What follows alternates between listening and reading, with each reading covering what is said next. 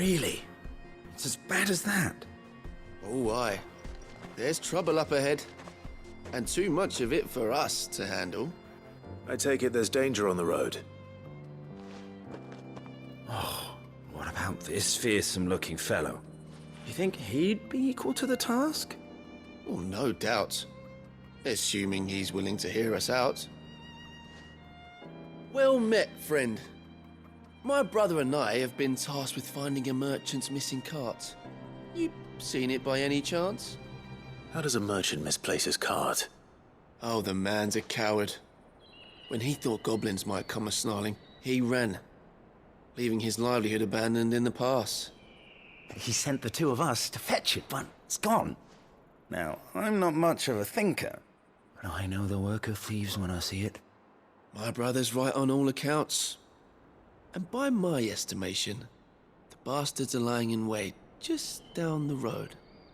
We may have seen our share of action, true, but we've not got the skill in arms to boldly brave an ambush.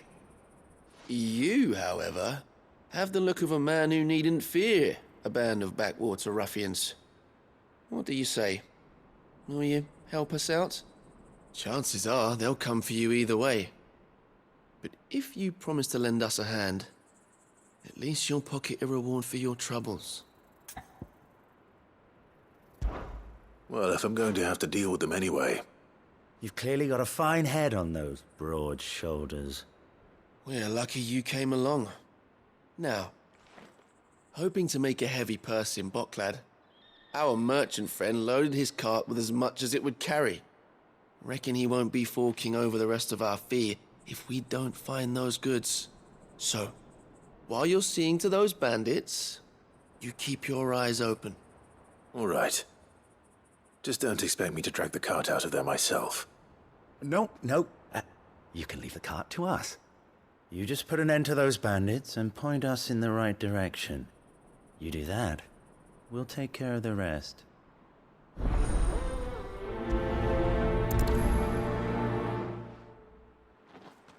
I'm not sure I trust those two. But if there are bandits lying in wait, I should probably take...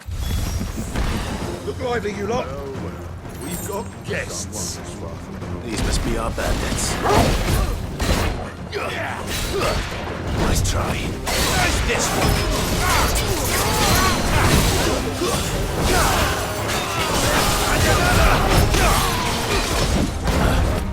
Nice tickle! Nice try. Double kill!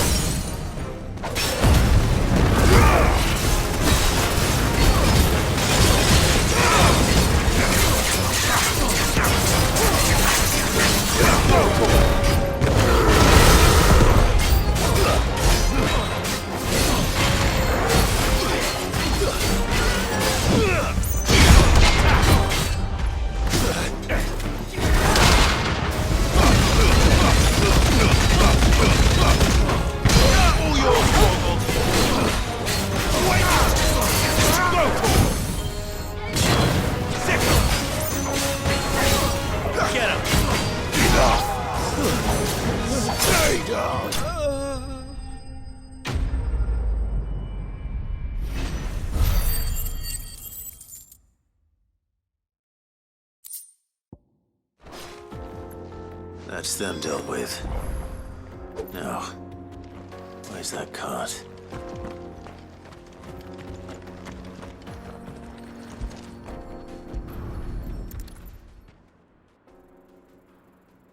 Getting all of this out of here will be a nightmare. Seems we found ourselves the right man for the job, wouldn't you say? Found the cart and didn't leave a single bastard breathing. Our merchant friend will be delighted. And how exactly will he be getting his goods out of here? You leave that to us. After all, it'd be wrong to make such a fine warrior haul cabbages to market. You've done your part. And that's all you need to worry about. Here.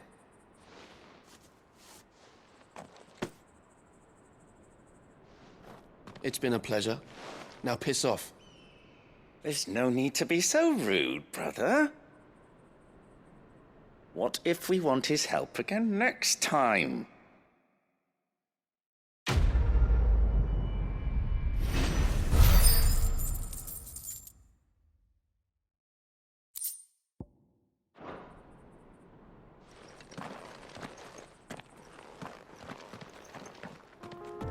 Now I just need to see about getting the word out to him. I want to know right away. Bad news. Good, actually.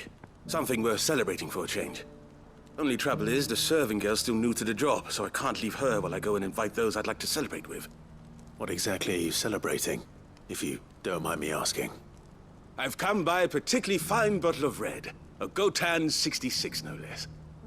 Gotan Rouge is the only good thing to have ever come out of the Empire. And most wouldn't part with a 66 if you held a knife to their throats. So I've heard. Oh, so you know of it then? Clearly you're a gentleman of taste. A gentleman who might sympathize with my predicament, perhaps? Would you pass the good news to a few friends of mine? I'll give you a little something for your time, of course. Sounds simple enough. So you'll do it? Marvelous. Thank you. You won't need to go far. All three of them should be right here in the market. There's Aldrich the porter, Milan the butcher, and Bolek, a guard over at the north gate. Three of the finest fellows in Boklad, if you ask me. Tell them to come to the tavern when they finish for the day.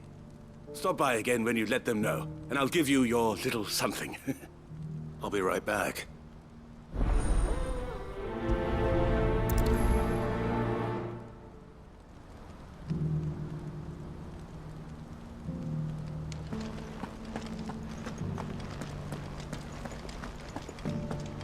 Do you have any fresh water?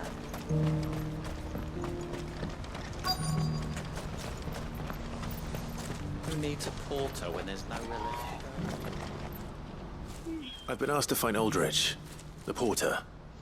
I don't suppose that's you, is it? That's me right enough. You need something delivered? The innkeeper sent me. He said there's a cup of Gotan 66 with your name on it when you're done for the day. A 66? Look at me. If he's just got hold of it now, it must have been in the crates he had me carry down from Sanbrek. From the Empire to Boklad. You must be a braver man than most. That's a treacherous route at the best of times. Such is the porter's lot. There's not a patch of storm these feet haven't traipsed across. It's Oriflamme one day, then off to Canva the next. The farther you're willing to go, the fatter the purse. Which is why there's no shortage of competition for some of the longer routes. I'd say I've done enough for today to earn myself a cup of something tasty. Thanks for letting me know.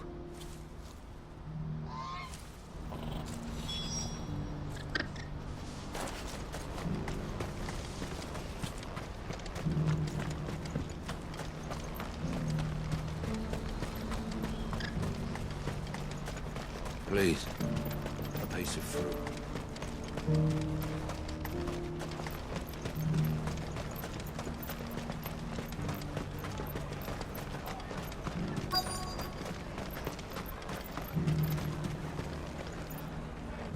Are you Milan, the butcher?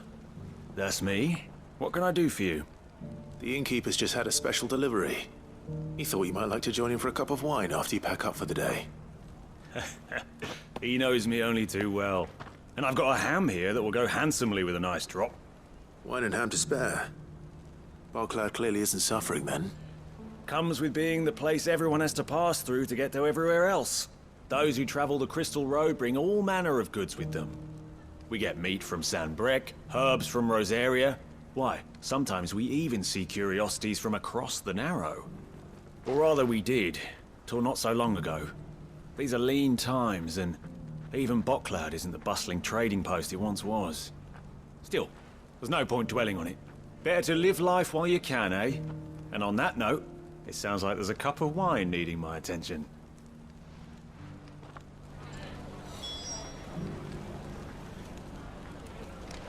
You'll buy something, won't you? Please. You've raised the price.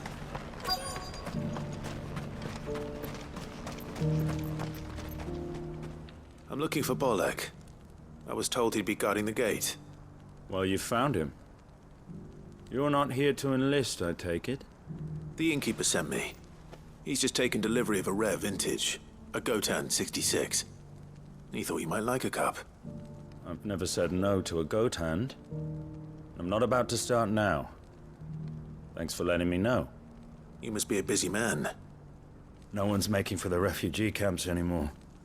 Not after what happened in the Dominion. Meaning, they linger here instead. I spend more of my days moving beggars along than I do manning these gates. What gets to me are the gangs that prey on the poor sods. As if they haven't suffered enough. Some days you can't help but wonder what the world's coming to.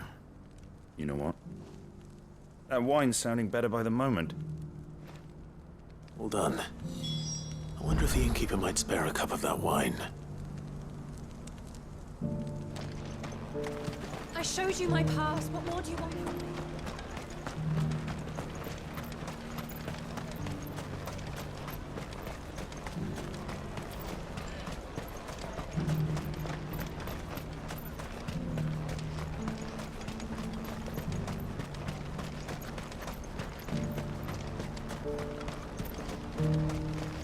Please, a piece of fruit.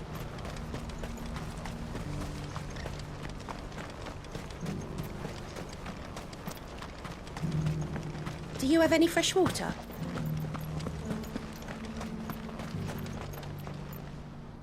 I spoke to your friends. They'll be along soon. That's fantastic news. Thank you kindly. It's been a while since we all sat down together. And the way I see it, that wine is as much theirs as it is my own. How so? Well, I wouldn't be serving anything but slops without Aldrich to go and fetch the good stuff for me. And then there's Milan, who always sends customers my way. And Bolek, an even-handed keeper of the peace, if ever there was one. Those three are the backbone of Boklad. Lose any one of them, and the market would soon fall apart. And without the market, I wouldn't have a single customer. I'd say that's worth a bottle of 66, wouldn't you? And more besides. Everyone needs a shoulder to lean on. Be they world-weary innkeepers or brooding swordsmen. Right. I'd better prepare for my guest's arrival. I hear you had me carrying a bottle of Gotan 66. If I'd have known, I would have sold the thing and lived like a lord. I'll settle for a cup, though, if you're in a sharing mood. A Gotan 66. Just as well I had something special of my own set aside. A bottle between the four of us might not be enough to drown our sorrows, but it can't hurt. Here they are, the three pillars of Boklad. Sit yourselves down, gentlemen. The woes of the world may be monstrous in many, but there's nothing like a few good friends to keep the misery at bay. Never a truer word spoken.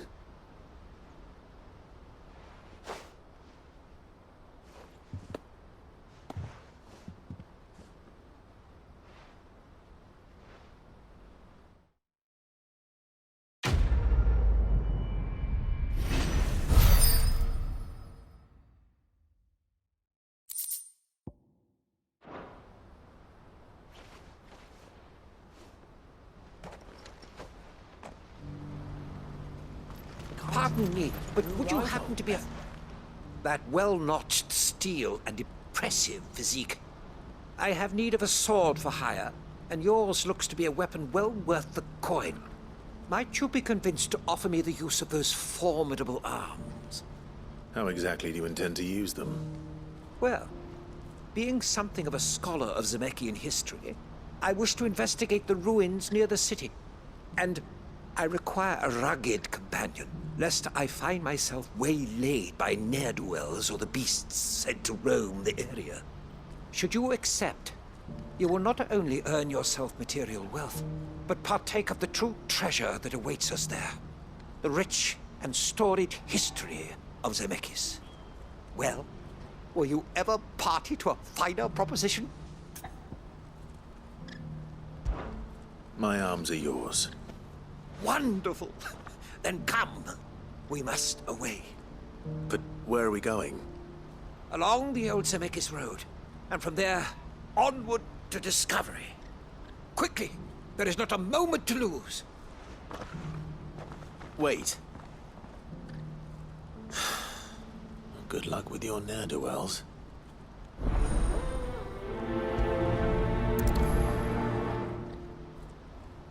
I'd better make sure he doesn't get himself killed.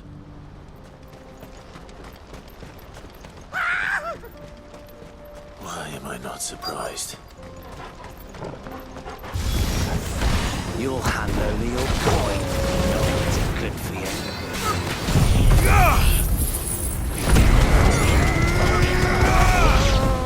Over here!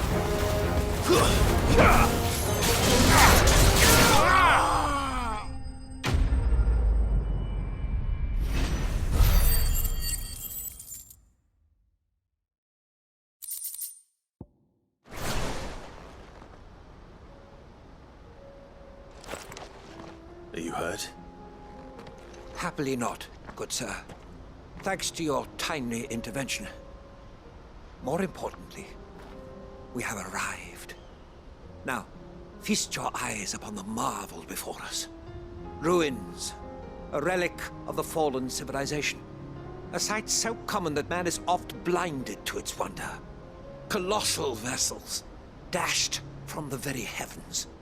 Airships, we call them, with very little thought to what wonders such a word might describe. Oblige me if you would. Does anything strike you as peculiar about this particular specimen? Though we ourselves find fallen ruins to be nigh indestructible, whatever gouged the final sin from the rock cleaved clean through the structure you see before you. A tantalizing mystery, no doubt, but merely one of countless enigmas in which Zemekian history is steeped. Come, good sir. Our expedition continues, and we still have much to learn.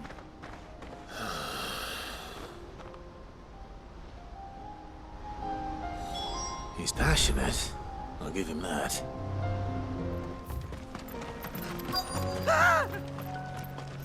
Not... All right, then. Who's first?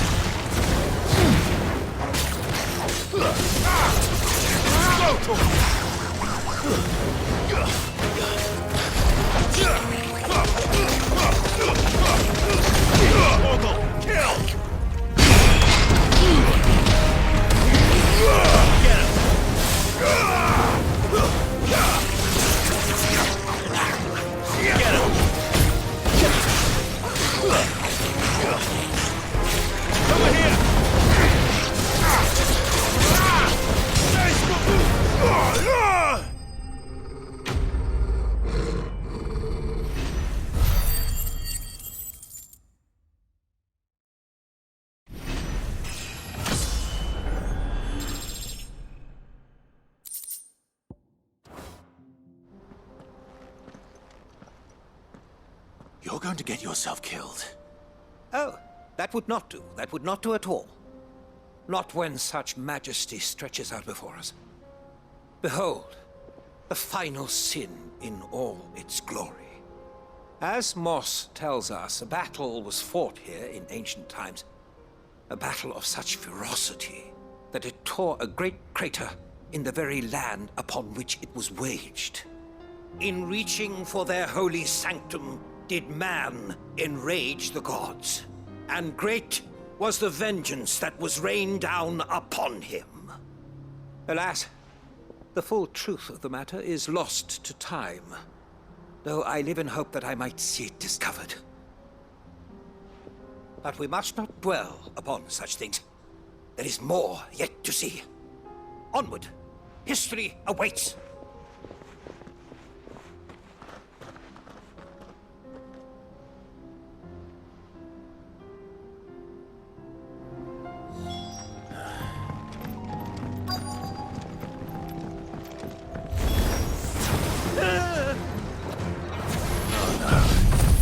Really got himself into trouble this time.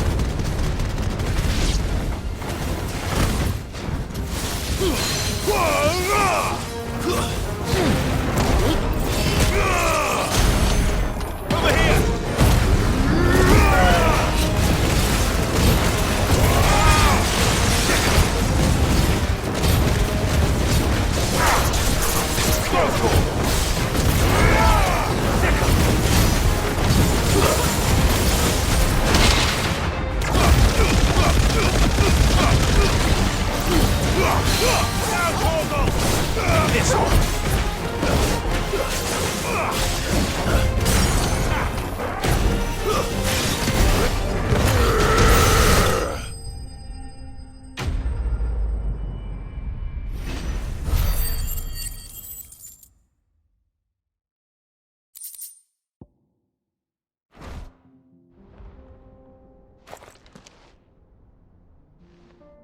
Still in one piece? It would seem so. Once more I am in your debt. And once more you impress me with your prowess. These were no ordinary foes, but ones we in the field call echoes. Though Moss the Chronicler concurs with the legends in attributing the fall of Zemeckis to a wrath wrought upon mankind by the gods, he offers little in the way of explanation. Could the ruins we see before us here, in all their elaborate beauty, perhaps suggest an answer? Could the construction of such miraculous edifices have been considered an encroachment upon the province of the divine? Alas, all is mere speculation. But one day, perhaps, I will learn the truth. Not if you keep running headfirst into trouble. You are right, of course. And not only have you plucked me repeatedly from the jaws of death, you have proven yourself a willing audience to my ramblings. Glad to help, but didn't you say you came here to investigate something? I fear I may have rather overstated the case on that front. In truth, a captive ear was all I really desired. You see, even my fellow scholars have grown somewhat weary of my musings of late. And so I came upon the idea of purchasing a companion. A captive audience, if you will. That's what this was all about. I am afraid so. And now, my good man, it is high time we returned whence we came. Fine. Just don't go running off this time.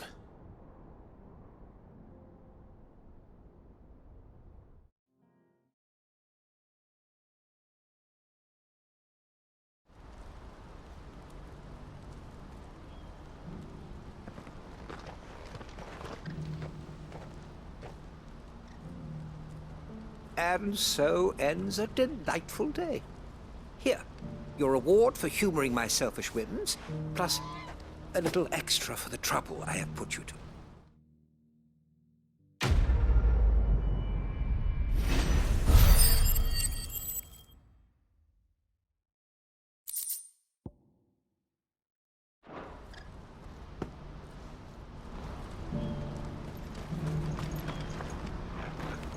I see you've been of some assistance to Eloise. Perhaps you can extend me the same kindness? Perhaps. What would I be doing? Finding someone. You see, I've been having trouble with thieves, and despite the many pains I've taken, I can't stop them from rummaging through my packs. I was griping about my lot to a friend of mine a few days back, and he offered to track the culprits down. Now, Joseph's a sellsword, and a good one at that. But he's been gone days, and I'm beginning to fear the worst. Any idea where his search for the thieves might have taken him? The old Zemeckis Road, perhaps? He doubted they would be fool enough to linger here in Boklad. Joseph's lived a hard life. Made him grey long before his time. I just pray he hasn't been killed over a few sacks of grain. I can't imagine there are too many grey-haired sellswords around. Hopefully someone will have seen him.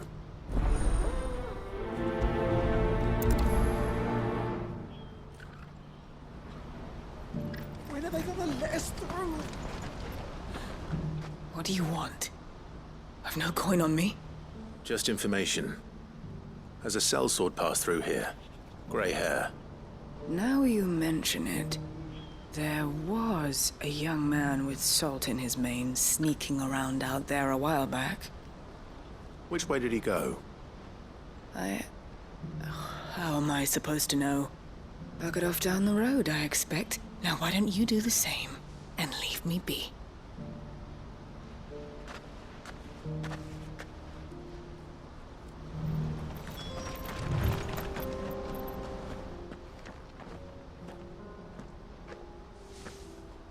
We don't want any trouble.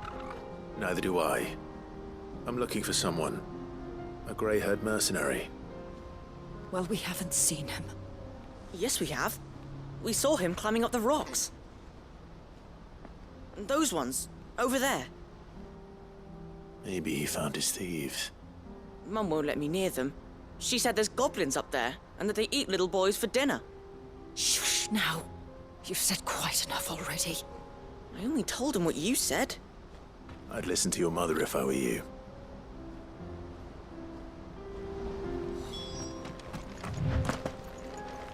Did Joseph's thieves really lug their stolen wares all the way out here?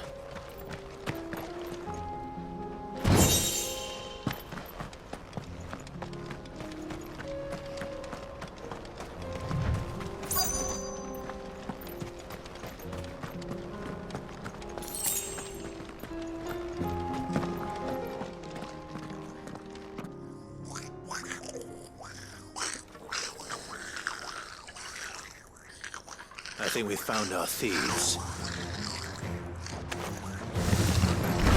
They don't look happy to see me.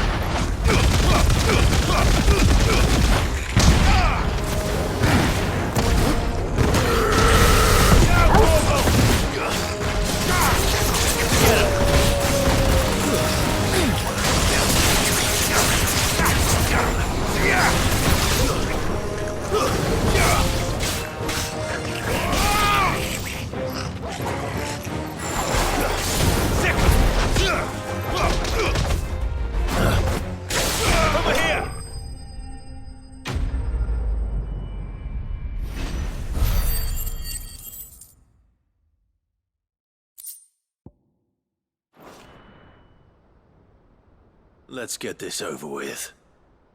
Stop! Don't kill him, he's just protecting his home. Joseph? So the boy was right. I don't know you. Your porter friend sent me to find you. She was worried you might have got yourself killed. Have I been gone that long? It wasn't hard finding the thieves. The problem was knowing what to do with them when I did. I take it things are more complicated than they appear.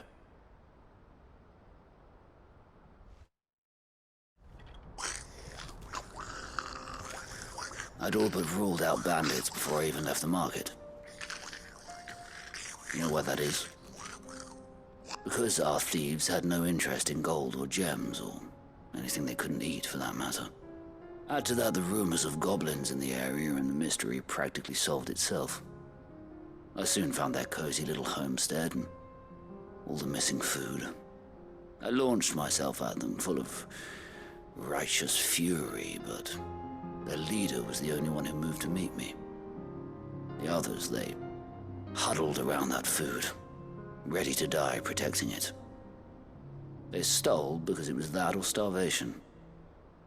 I've been there myself, back when times were hard. So you spared them? And earned their trust into the bargain by the look of it. These goblins aren't native to the area. They don't know how to survive such barren lands, so I've been teaching them. And once they've learned to hunt and forage, they won't be fool enough to risk their necks in Boklad. I'm impressed. I didn't know goblins could be reasoned with. Do me a favor. Let the porter know I'm safe. I'll head back to the market once my work here is done. Oh, and don't mention the goblins. I don't want people coming here brandishing pitchforks. Not now this lot have sworn off thieving. Your secret's safe with me. I appreciate it. Thank you.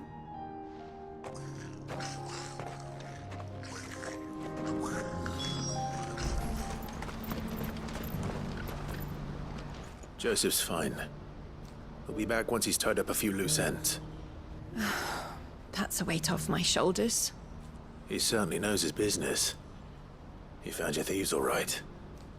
And I dare say they won't be coming back. A good man to have around, that Joseph.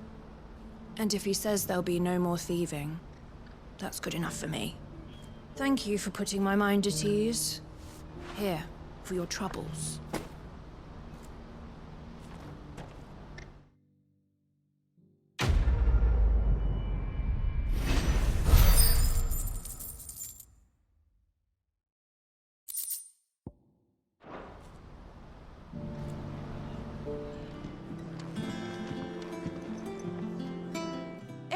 You put me in this situation, Clive. You can bloody well get me out of it.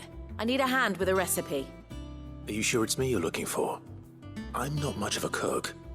I'm all the cook will be needing, thank you very much. What I want from you is a little of your time, right? Oh, and perhaps your sword. You remember Ivan's stew, right? Well, despite the look of the thing, and that awful stench, people wolf it down. So I thought I'd try making one of these supposed masterpieces myself. Had a peek at the book and gave it a go, but, well... It wasn't as straightforward as you'd hoped. Ivan had the same problem. Yeah, but this is my blooming kitchen, and I will not be outdone. So if you don't want to be seen as playing favourites, I suggest you lend me a hand.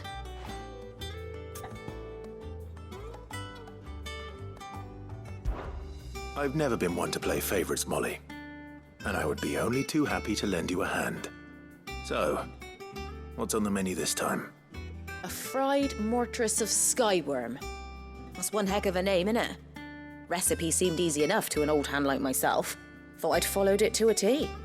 Only, turns out skyworm livers and drake's mint are not what I thought they were. At least I hope they're not, given the rancid mess they made. Ivan said the recipes in the culinary pilgrimage date back centuries. Who's to say the ingredients even exist anymore? Well, that's a question for a scholar, wouldn't you say? Perhaps you know of one? Kindly old fella who haunts the shelves, maybe? Fine. I'll go and speak to Harpocrates. Perhaps he'll know something. And if he does, I'll see if I can find your ingredients for you. You do that. Lest we forget, you've got a reputation to uphold.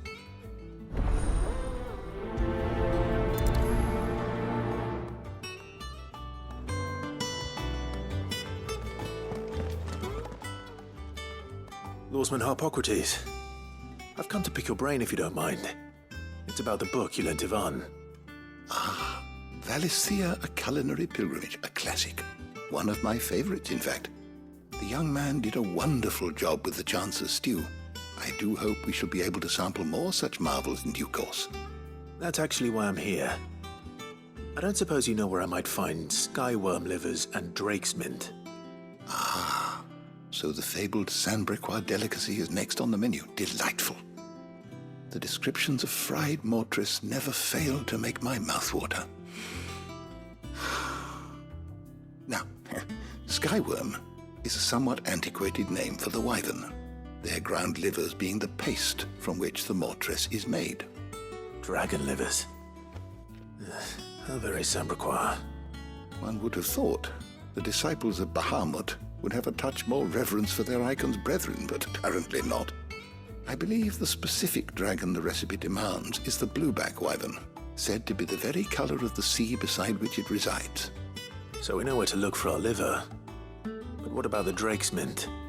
Saint's bonnet in contemporary parlance, a herb which grows along the North Reach coast. I gather that one can locate the cheerful yellow flowers by their heady scent alone, so I'm sure you'll have no trouble finding them.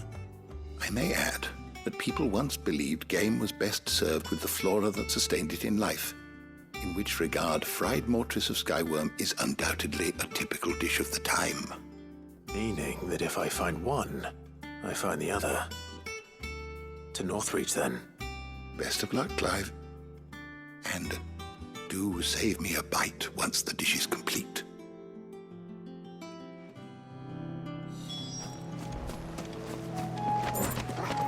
Hippocrates said I should be able to find what I'm looking for somewhere nearby. Bright blue dragons and bright yellow flowers. Should be easy enough to spot. This must be our wyvern. Right, let's get this over with. Get him!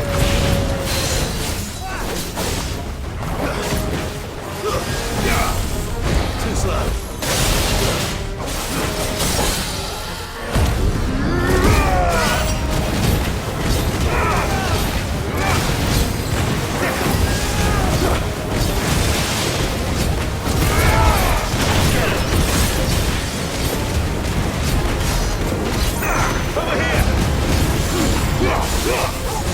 Nice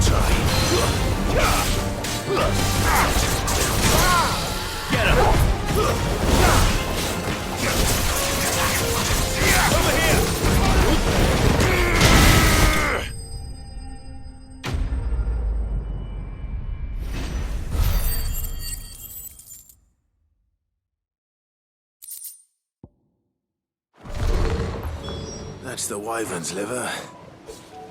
Now I just need to find the herbs. Bright yellow with a heady scent.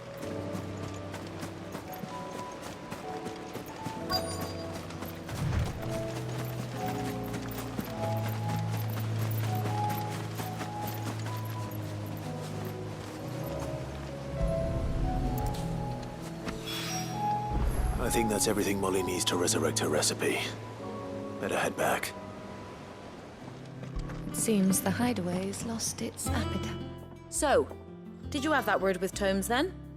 I did, and he was as helpful as ever. He told me exactly where to look, in fact.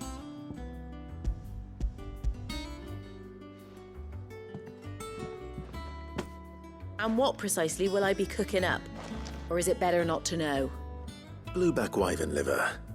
And, a herb known as Saint's Bonnet. Ah, wyvern livers, was it? Well, at least it weren't actual worms, I suppose. Now then, you stay right where you are. I've got some cooking to do. Let's hope these grand old chefs of yore knew what they were on about.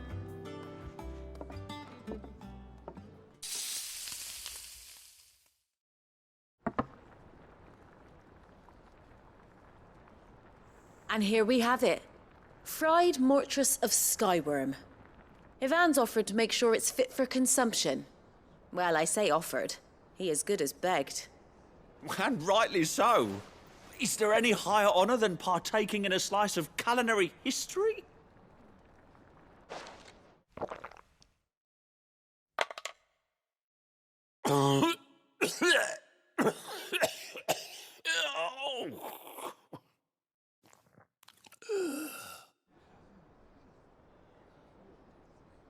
So, not fit for consumption then? What witchery is this? The crackle of the crust gives way to an almost violent richness. Yet, it is the piquant kiss of the saint's bonnet that tames this savage dish. It is a tour de force, a force of nature even, a maelstrom of flavour and sensation, a graceful beast emerging from centuries of slumber. I think he likes it. Well, I can't quite tell with all that nonsense he's talking. But I reckon you might be right. It was decent then, I take it. Decent? It's remarkable. And I defy any man to say a word to the contrary. Sid, might I suggest that you command a party of your finest men and women to procure a dozen blueback wyverns forthwith? I'll give it some thought.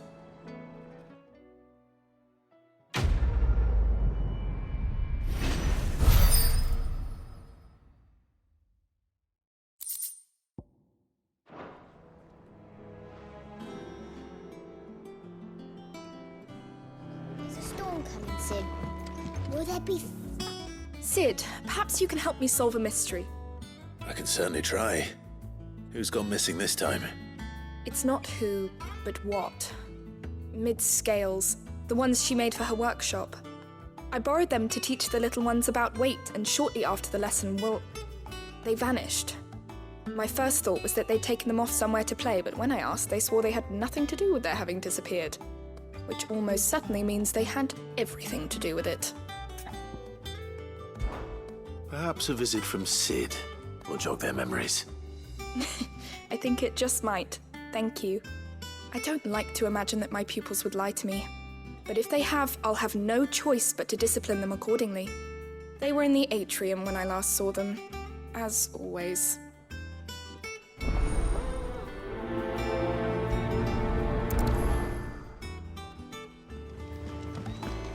What do you reckon we should do?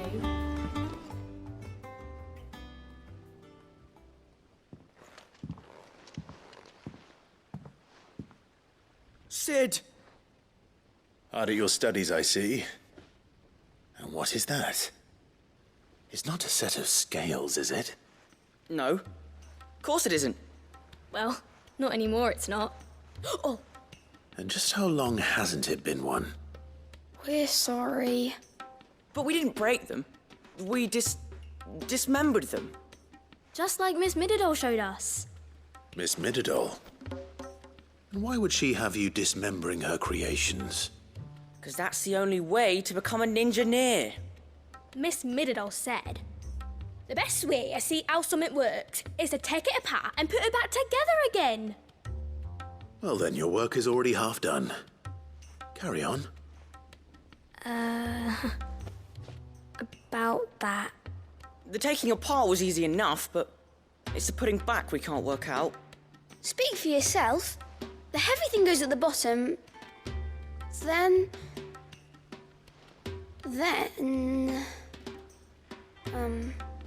You three need to learn to take responsibility for your actions. So let's have a look at these parts with fresh eyes, shall we?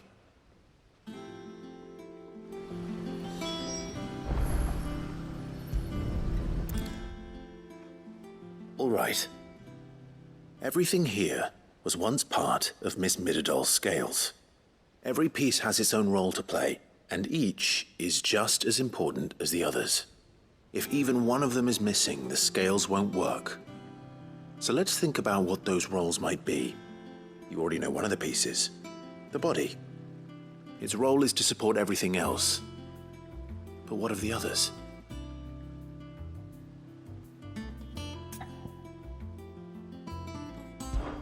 This is called the arm. Why do you suppose that is? It doesn't look much like an arm. You're right. It looks more like a wing. Like a chocobo wing! You've ridden a chocobo before, haven't you, Sid? Will you teach me to ride one day? I'll think about it. Now, what do arms do? Hold things. So wait, maybe this arm holds things too? Good thinking. You're on the right track.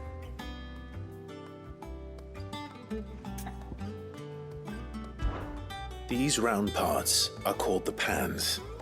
You all know what a pan is, don't you? I do. Molly uses them in the kitchens to fry bangers. But these aren't for frying bangers, you idiot. They're for weighing stuff. But what if I wanted to weigh goods? I don't think he'd fit on that little thing. Probably not. What are the chains for? Holding the pans up? Well spotted. Which means something must hold the chains up in turn.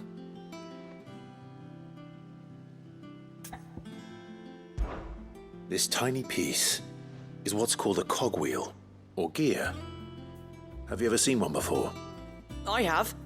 Miss Middledore's dungeon is full of them. Most are on the floor. She puts them in all her inventions.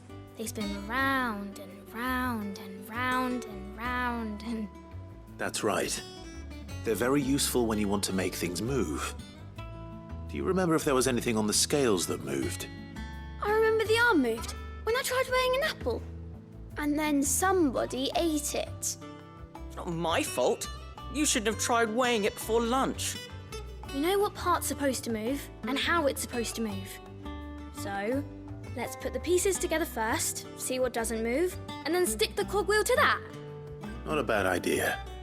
You see? It's not so difficult. So, now that we've taken stock of the parts and learned what they do, what do you think? I think we've got it. Then here's what we'll do. You tell me what goes where, and I'll put the scales together. Well, obviously you need to start with the body. All the other pieces fit onto it, don't they? And the arms go on the body, just like real arms. Or wings, if you're a chocobo. And then the arms hold the pans by the chains. Very good. Let's see if that works. There. All finished.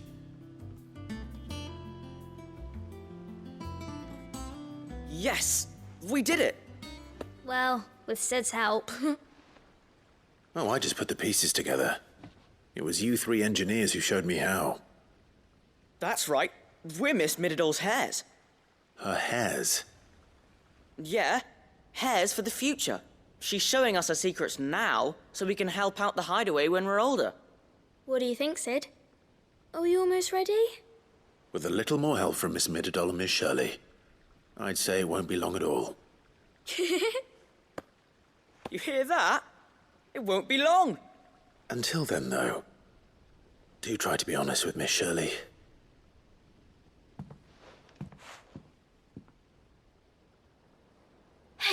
Look, we never used the cogwheel.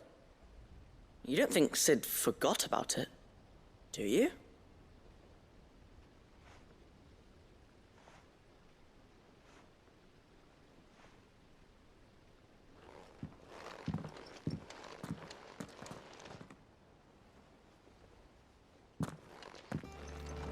There's a storm coming, Sid. Will there be... Well, did you solve the mystery? It was as you thought. The children had the scales, or the parts of them at least. They dismantled them to see how they worked.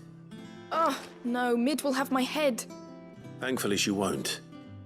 This might even have been her idea. Although I was the one who ended up teaching the lesson. I'm so sorry, Sid. I know how busy you are. I shall see that the children are properly punished. Please, there's no need. Mid seems to have taken the three of them under her wing. She's even calling them her heirs. She'd have them follow in her footsteps. And her father's. I see. Sid, do you know why Mid has been spending so much time at the hideaway of late? She told me it was because her studies have been interrupted by events in Canva. Is that not true? No, it isn't. The university offered her a commission. In exchange for full tuition, room and board, they asked her to oversee the design of several new war engines. To anyone else it would be an opportunity, but to Mid, who lost both her parents to war, it was a bitter pill. One she was none too keen to swallow. But that should come as no surprise. She's only ever cared about bringing people hope. The very last thing war can be said to do. Which explains her heirs. She's working to give them a better life. And so should I. What's the odd engineering lesson? Oh, you've given them far more than that. And I'm sure they're very grateful.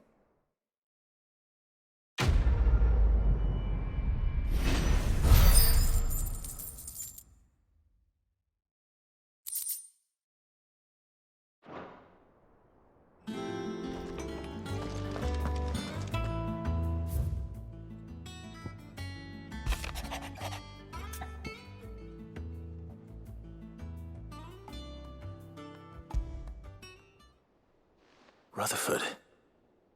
Wasn't that the name of my uncle's manservant? Where would he be at Martha's Rest?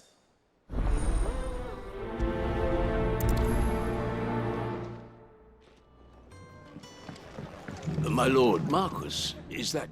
It is you. Then you received my letter. I am Sebastian Rutherford, chief steward of your lord uncle's estate. Of course. We met once before. Yes, my lord. Thank you for coming. And what was so sensitive that you couldn't put it in writing? 1,000 apologies, my lord. I did not mean to offend. I merely... It's all right. Continue. I am here at Martha's Rest, at the behest of your lord uncle, tasked with learning what I am able of the realm's current state of affairs. And what I have learned is grim. The fall of the Mother Crystals has left Storm in a state of utter disarray. The subsequent darkening of the heavens has only made things worse. Akashic attacks, once unthinkable, are now commonplace. The gears of governance have ground to a halt, and without a steady hand on the tiller, the realm threatens to drift into utter chaos. Your lord uncle, however, believes there is a way to avoid this fate, and is determined to see it set in motion. That sounds like quite the undertaking. It is. Hence my having enlisted the aid of several colleagues serving the 7 high houses. Alas... Alas. I have lost contact with 2 of those colleagues already. They are both able-bodied and trained in the sword, yet in these dark times, even that may not prove sufficient to keep a man safe on the road. So you want me to find them? I'll need to know where they went. One I sent to investigate the Republic, the other the old Imperial capital of Oriflamme. That doesn't exactly narrow it down. I suppose I'll start in Dalamil and work my way east. Thank you, my lord. I shall pray for your success and safety. Someone's got himself in trouble.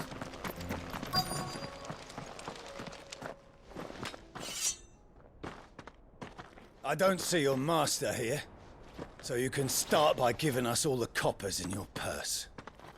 I already told you, I have nothing. Then maybe we'll take that pretty outfit and the steel you're wearing. Please! These men are trying to rob me! I'll deal with this. Thank you. You that one's master, then? If you kindly pay the coin he owes us, we can pretend you didn't draw your blade on Republican soldiers. Or you can go back to your garrison and I won't report you to your captain. Oh, you're more than welcome to. He hasn't had many visitors since we slit his throat. This one!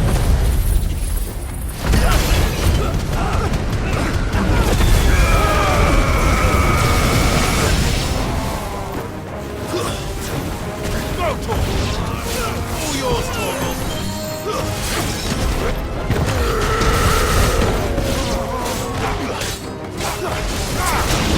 Get him! It's over!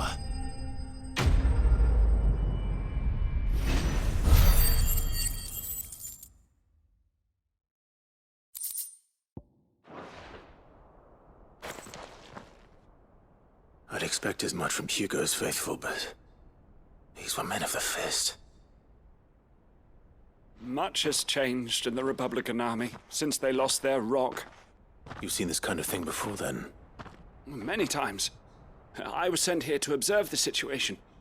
You're one of Rutherford's men. He sent me to look for you. Well, then you have my thanks. I fancy I could defend myself against one, perhaps two, but a whole regiment. I arrived in Dalamil several days ago, but when I called upon the captain of the local garrison to make inquiries, his men confiscated my effects and locked me in a cell. The captain is no more, and his men make the rules now. Fortunately, I was able to bribe my way free, only to be stopped again by those soldiers you so kindly dispatched. What of the Fist's Central Command? Surely they wouldn't allow such lawlessness amongst their ranks. I would imagine they are unaware of it. Most of the army has fallen back to the capital and hunkered down behind her walls. Those who weren't recalled now rule the fringes unchecked, answering to no one but themselves. Then it's worse than we imagined. You should return to Rosaria. It's not safe here. I'll find a caravan heading north. You won't mind if I borrow one of these soldiers' coin purses?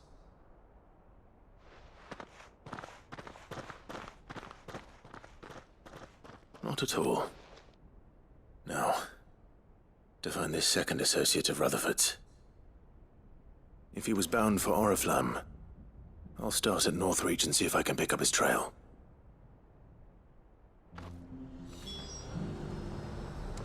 There's a lot of road between here and the capital. Rutherford's man could be anywhere.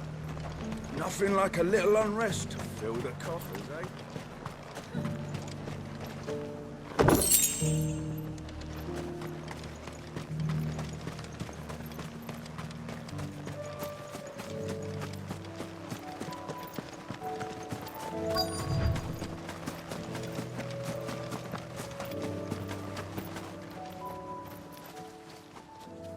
What happened here? If you're with the others, they've already relieved me of my belongings. I'm not. I'm looking for someone who was sent here by a man named Rutherford. And then you found him. I am Alistair Rockford, attendant to the Lady Ariane of House Wellesley. Of the 7 high houses of Rosaria. It's been a long time since last I saw my great-aunt. Is she well? My Lord Marquis? Yes. Yes, she is. The Lady Dowager has granted me leave to assist your Uncle Stuart. I was on my way back from the old capital when I saw some villagers being robbed on the road here. Bandits? They looked more like field hands, but it didn't matter in the end. I did what I could to help the victims, but all it earned me was a pommel to the temple. Which way did they go? South, toward the gate. All right. I'll take care of them. Founder knows I've met enough of their kind. You head back to Northreach, visit the Vale, tell them I sent you. Thank you. I shall. Founder be your shield.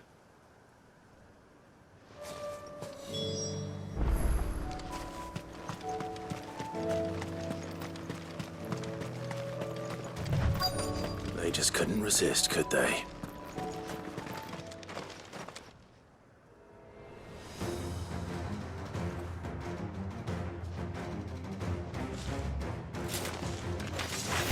This one's ours, pretty boy.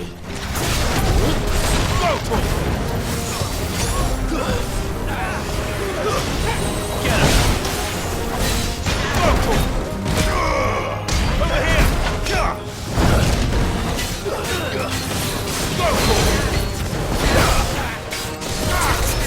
Over here!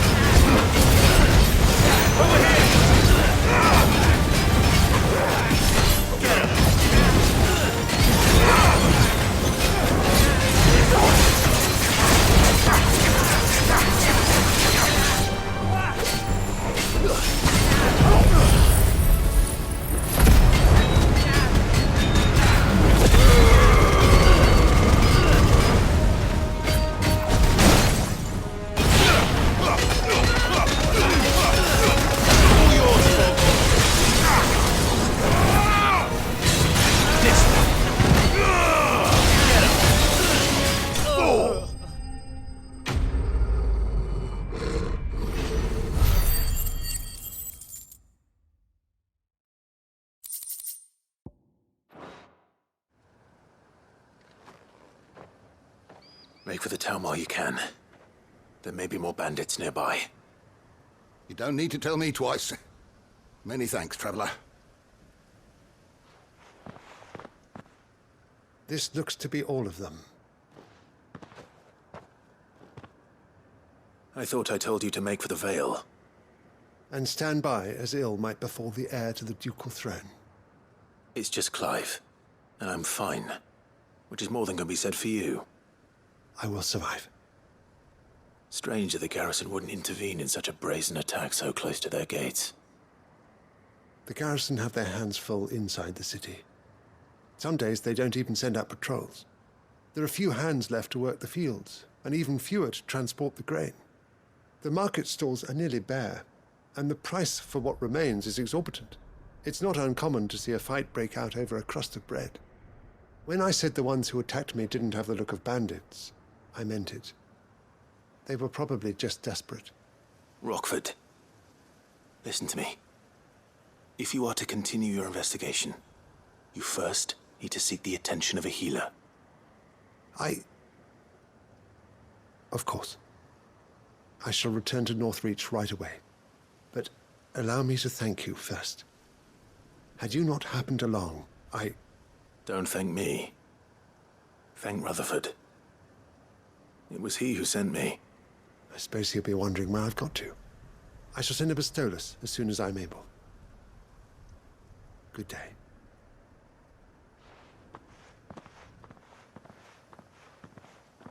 My uncle certainly has his work cut out for him. If it isn't already too late. I should go and tell Rutherford that his colleagues are still in one piece.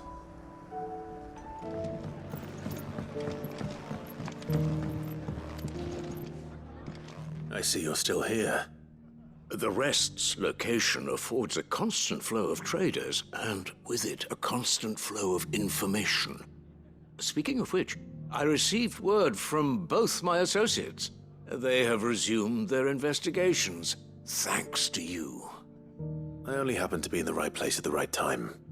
They both seem to think the realm's prospects rather grim. I am afraid that grim would be putting it lightly. Storm is in crisis, and if we are to free her, we must work quickly. And we must work together. Such is your Lord Uncle's wish. As it is mine.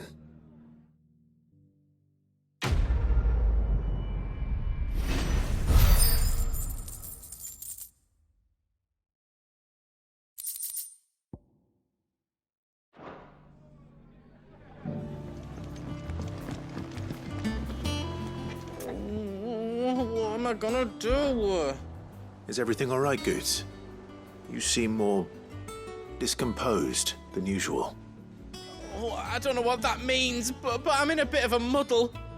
Oh, I think Nan might be in trouble and she's... It's all right. You can tell me. There was a trader came by. One of our usuals, like... Said he'd heard some rotten rumours about her down Dallimil Way. Folk are saying she's been selling to bandits and cutthroats and that. I mean, she's fond of a chance to make a coin or two, aye, but she'd never do business with baddies. Especially not the kind who go hurting people who haven't done out. I wanted to ask her about it myself, but I'm scared she'll give us a tongue lashing. She'd never give your tongue a lashing, though, would she? Don't worry. I'll speak to her. Oh, thanks, Clive. You'll let me know what she says, won't you? Of course. I'm sure it's all just a misunderstanding.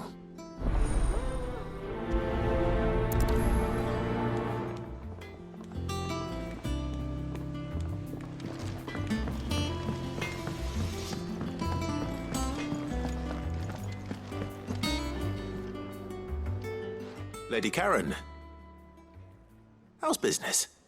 Not nearly as foul as the weather.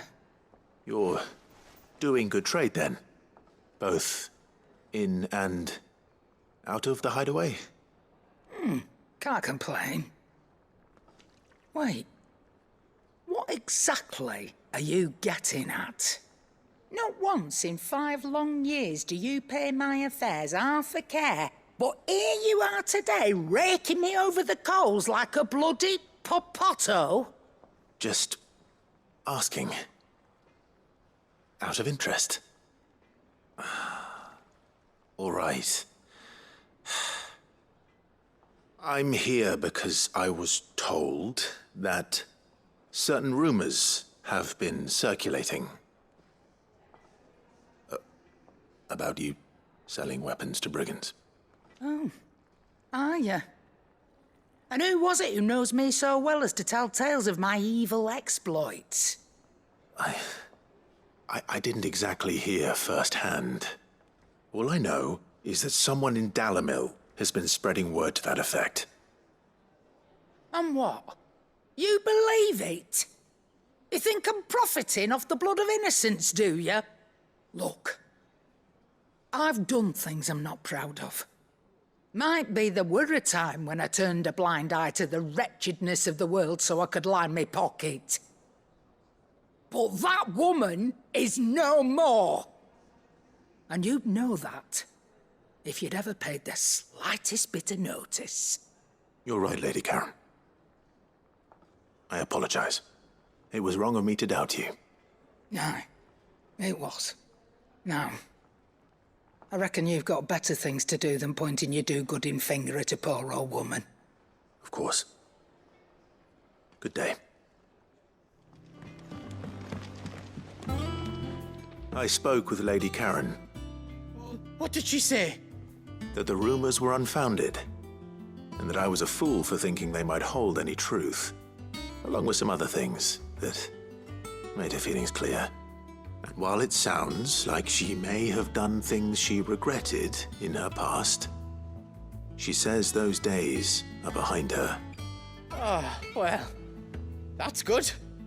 I knew Nan wasn't caught up in out bad. But why would people say she was? What did she ever do to them? It's not right. No, it's not. But people do things for all sorts of reasons. Perhaps we'll never know. Well, I'm going to find out. That trader, he said they were all talking about her in Dalimil. So that's where I'm going. I'll find someone who'll tell me, you'll see. Are you sure that's wise? Whoever's spreading these rumors means Karen ill. Oh, right. But that's why you'll be coming with me, isn't it, Clive? I suppose it is.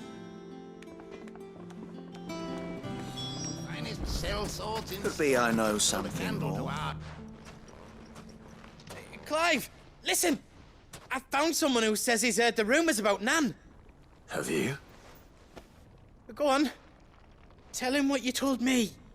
All right. It's like I said. A wizened old crone by the name of Karen's been selling steel to whoever will pay her price, be they knight or knave. Says the more swords and spears she puts in people's hands, the more war they'll wage. And the more war being waged, the more call for swords and spears. And who will they all turn to keep them in steel? Why, the good Reaper herself. And you've seen this Reaper at work? Aye, it just so happens I have. You'll find her right here plying her trade most days. Here in Dalimil? Where exactly? She has a stall here in the market, but if you're not the patient type, you can probably find her at her storehouse on the edge of town. But it'd be a bolder man than me that braved that particular nest of vipers. Feeling bold, traveler? I hope so, for your sake. Now, if that's all, I have places to be.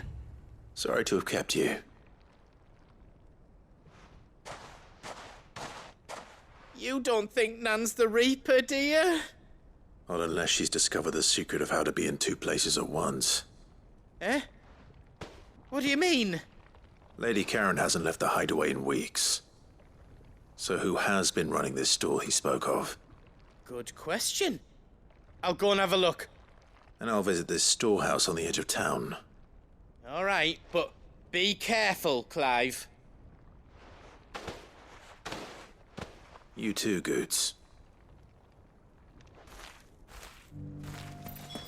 Time to brave the Viper's Nest.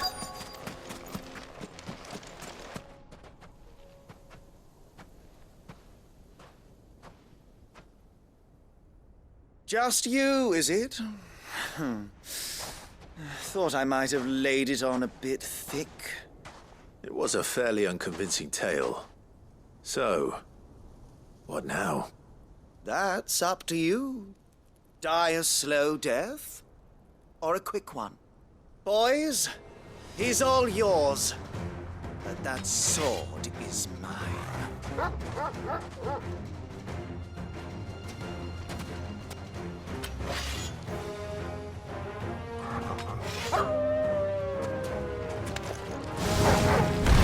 Leave now and we can pretend this didn't happen.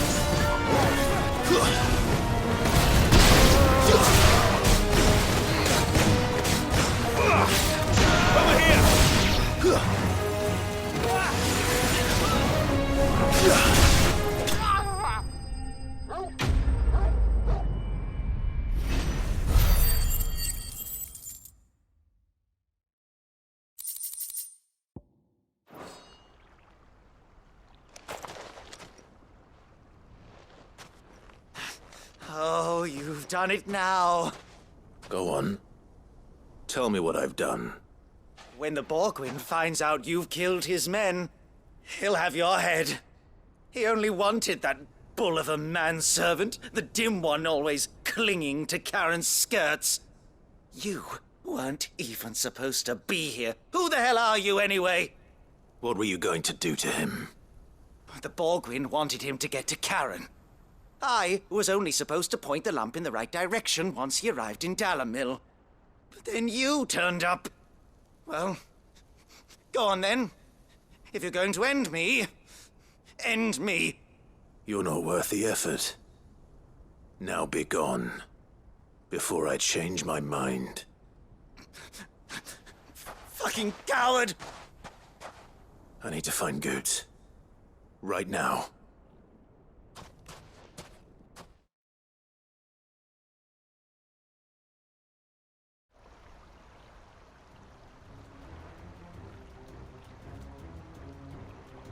Get your filthy paws off me, you naughty-pated lout! Stop calling me names! And stop spreading them horrible lies about Nan! Well, that will be easy enough. For they are not lies. Every last word is true. And she must pay for her crimes in blood. Blood? Goot, are you all right? He's gonna kill Nan! He said she had to pay in blood! After what she did, it is only right. She ruined my life and the lives of countless others. That loathsome harpy's very existence is a crime, and I will not allow it to continue. Goots, was it? I have no quarrel with you. Only with your employer. Run along now. You need not pay for her sins. No. No? I don't care what she did. I won't let you hurt Nan. Promise me you won't hurt her, or I'll kill you myself! Goots, no. Enough, all of you!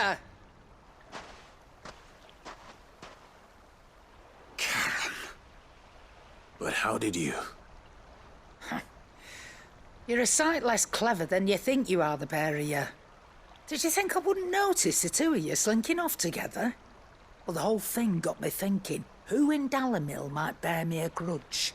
And a certain snivelling shit I ran afoul of in my fairy years came to mind. Though it was just Bogan back then, wasn't it? I thought the years might have taught you some sense, but I see you're the same pants-pissing craven you've always been. What was it we called you? Wet legs?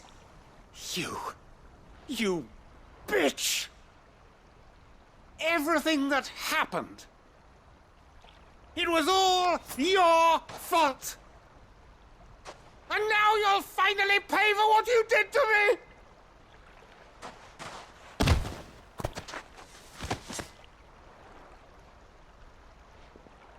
Goots, you...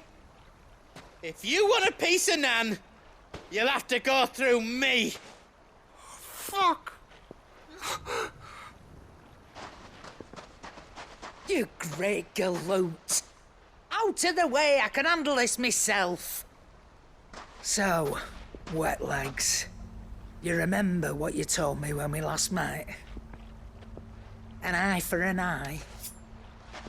Wise words, Sam. Wise words. And now, it's time to collect.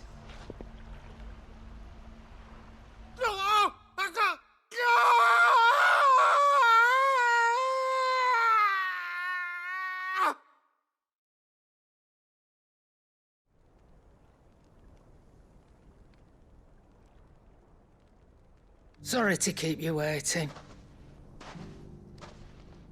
Is he... Dead? No. But I reckon he wishes he was. It ain't easy going through life one eye short of a pair. After all, I should know. You don't mean... Oh, don't tell me you didn't notice. Lost it to old Wet Legs back when we were working the same routes. Said I'd stolen from his strongbox. I'd done nothing of the sort, mind, but that didn't stop him taking his little revenge. So I took some of my own. Sorry, lost everything. His coin, his clients. Always knew he'd be back one day to claim his due. But he crossed a line dragging poor Goots into this. He didn't hurt you, did he? No, Nan. Still got all my arms, see? Legs too. But what if he comes back again? What if he does? First we take the other eye, then we work our way down. He'll learn his lesson soon enough. But something tells me the Wet Legs has learned it already. Right. Let's get you back to the hideaway. You've attracted quite enough attention already. Ta-ra, Clive. Remind me never to cross you, Karen.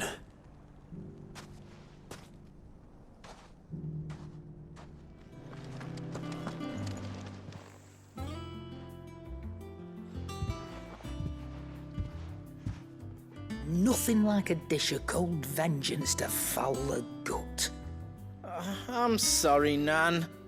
I didn't mean to make things worse. I just thought I had to protect you. Like you've protected me. Aye, well, someone had to. Your parents certainly didn't give a whit for your well-being. Reckon the both of us would be worse off if I'd not taken you on. You've always been my right eye, Goots. And I'd have you stay that way. So don't you dare go looking for trouble again. Well, I will. If you ever need help, I'll do it again and again, and you can't stop me. Why, you big lump. Fine. Play the hero if it makes you happy. Thanks, Nan. I won't let you down.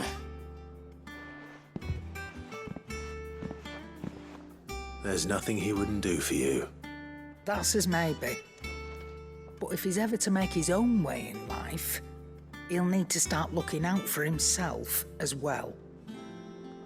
Till then, he'll need people to watch his back, just like you did in Dalamil. Don't think I didn't appreciate that. Of course. His family. Stop it. You make me one good eye, mister. I don't go thinking that'll do you any favours. A potion today'll cost you the same as it did yesterday.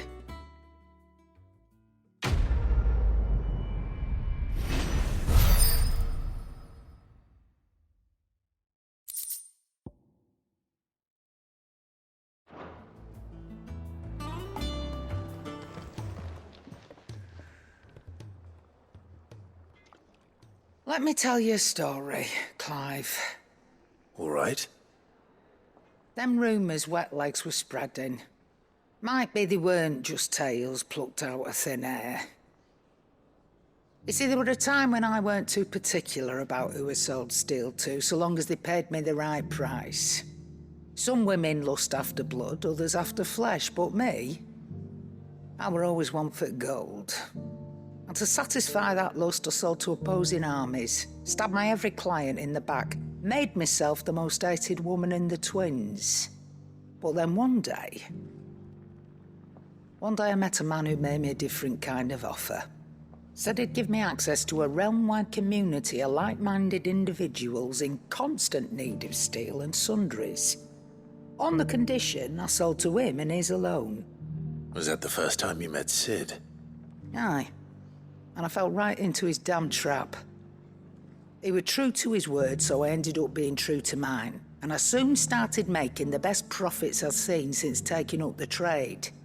And all without aiding or abetting any outlaws. Except Sid himself, that is. Told me about his plan to topple the mother crystals, you know.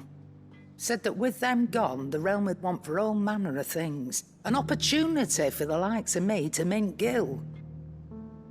Why, I reckon an enterprising individual could find himself the richest dam in the twins. And that's when he had me. I emptied my stores that day and moved into the hideaway proper. And the rest, as they say, is ancient bloody history.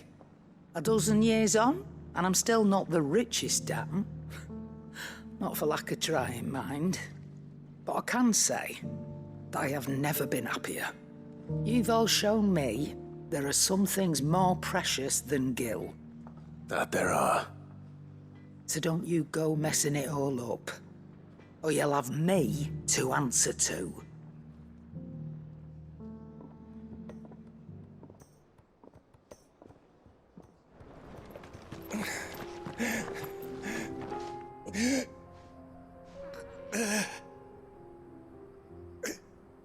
You're injured.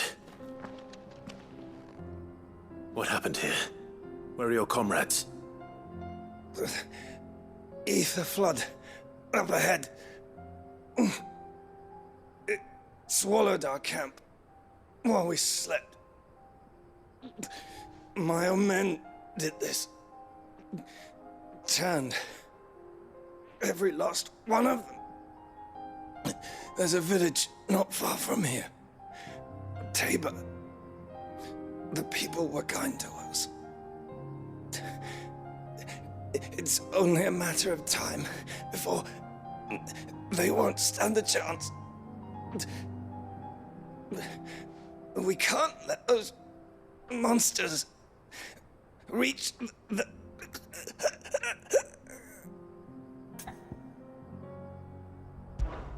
I'll go. You catch your breath.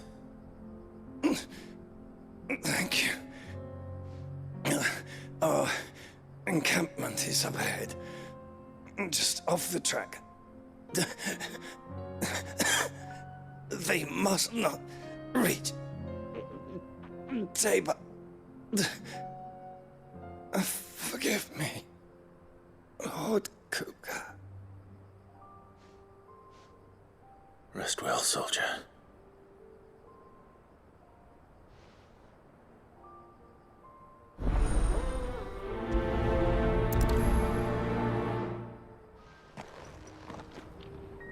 You said the encampment was close. Let's hope the Akashic are still there.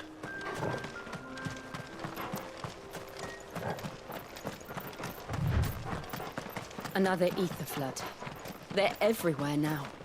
We can't go around it. Then we'll just have to be careful. Right. I got here in time. Kill!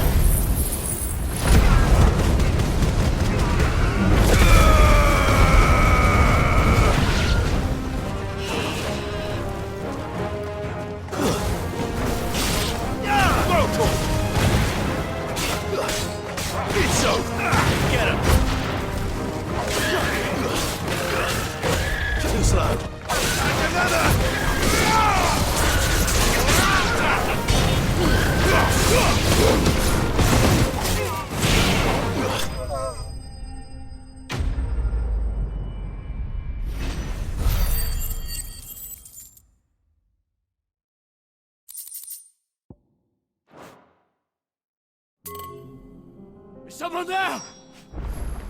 Please, I can't move my leg. That doesn't sound like an Akashic.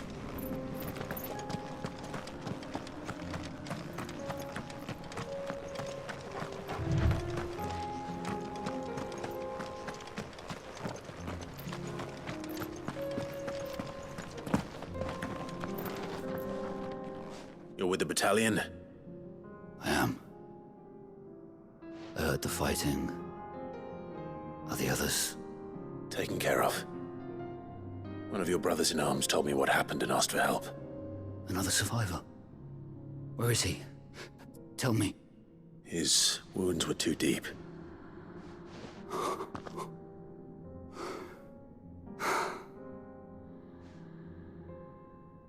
He was right to send you. Those things you slew are no longer my brothers. Tabor is safe thanks to you. Here, you've earned it.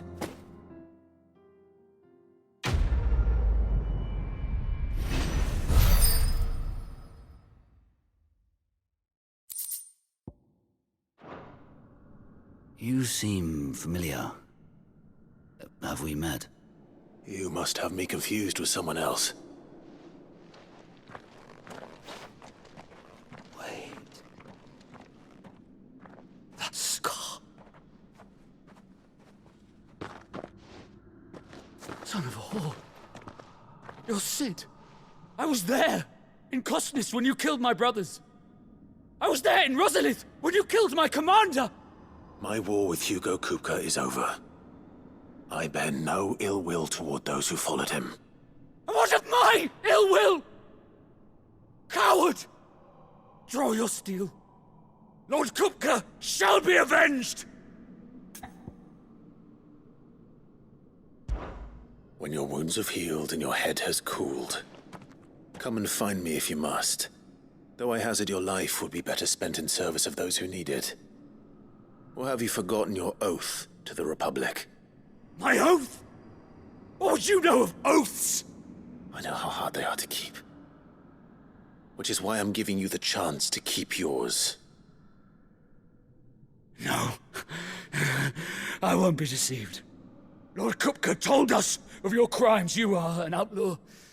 A murderer, not some man. Like you or anyone else. I am nothing like you. But if you're not gonna kill me, then go.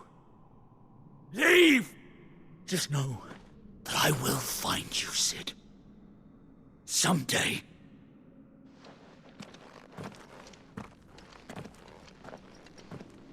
Who's bold enough to heed her call? Is that blade for hire, perchance? Because I have a mind to make a killing. Figuratively, I hope. Well, yes and no. A passing caravan carried with it a rumor most fortuitous for one in my trade, that an elder Dread Evis had been sighted in the fields of Korava. Dread Evis are aggressive beasts.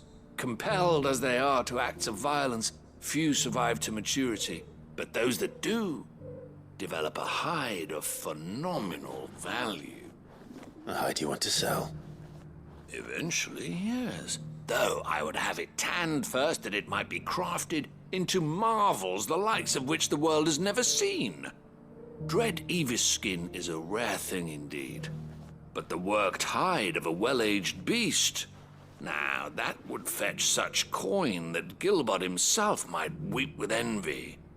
Bring me that beast's skin, and I will share with you the bounty of our combined labors. All right. I'll hunt your Evis. Of course you will. When one lives in such troubled times, it is a fool who lets opportunity slip his grasp. Leave Tabor through the east gate, but take the path that branches west. Once you reach the checkpoint at Tovany, you are a mere stone's throw from the fields of Korava. I eagerly await your safe, and above all, triumphant return.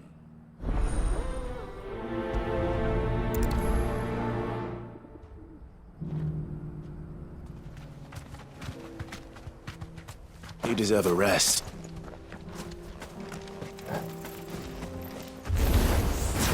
Old he may be. It looks like there's still plenty of fight in him yet.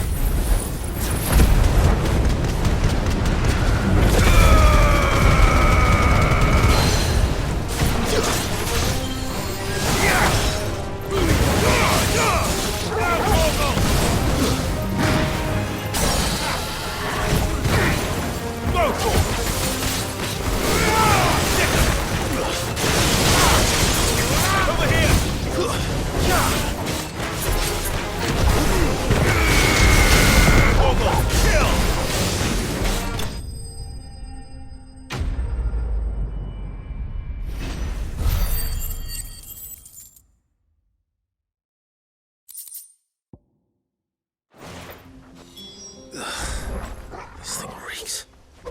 The sooner it's off my hands, the better.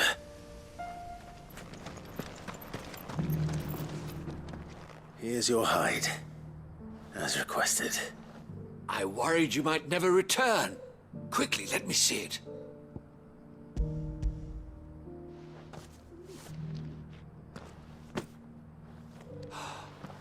Oh, as supple as a maiden's cheek.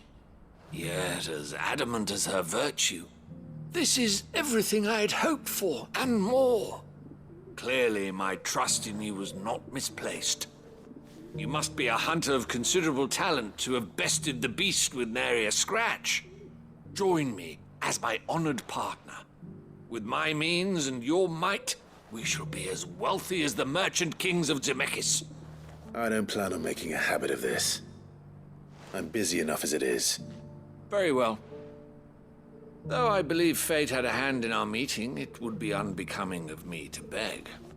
Do not allow me to keep you from being about your business. Here, for the hide.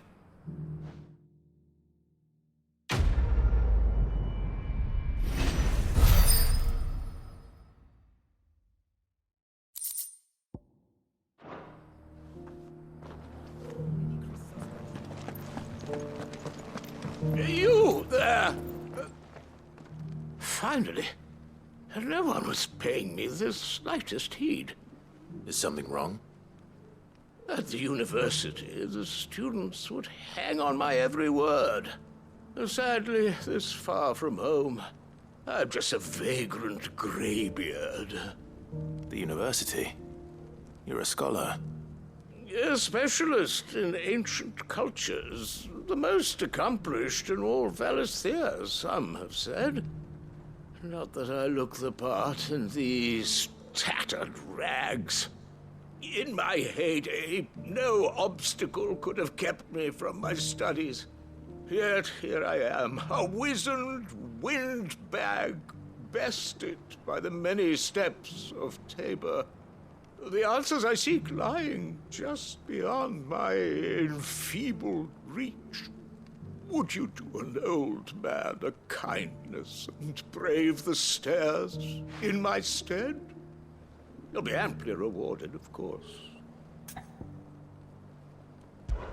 Climb the stairs and memorize a few inscriptions for me, assuming you know your letters, that is. Some courteous soul is rumored to have carved clues to Tabor's rich history into stones dotted about the village. 3 of them, to be precise. 1 each to the north, south, and east. I'm here in the hope that those carvings might shed light on a riddle I've been pondering for some time. Namely, the otherwise undocumented origins of Tabor's unique people. People quite unlike those of neighboring lands. I can't promise I'll remember everything perfectly. Remember what you can. I'll piece together the rest. Make for the domed pavilions, and you'll have no trouble finding the stones.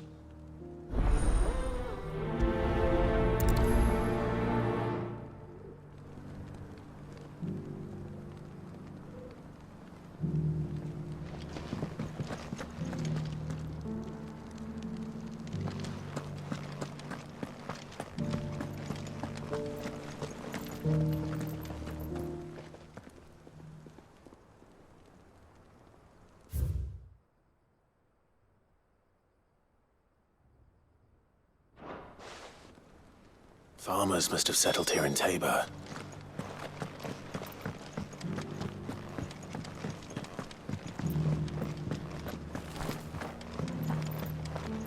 Thank you for the deal, mister.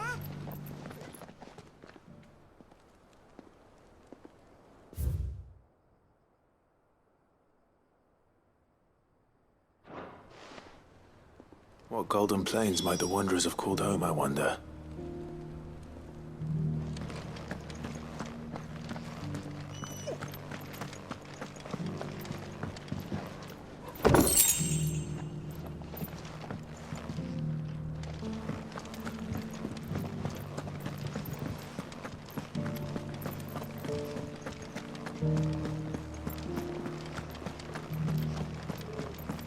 How are those new boots treating you?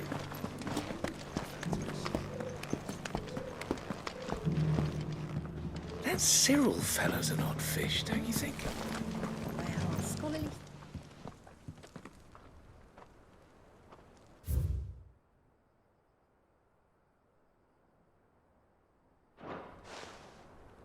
No history would be complete without mention of the mother crystals. I should speak to the old scholar before I forget everything I've read.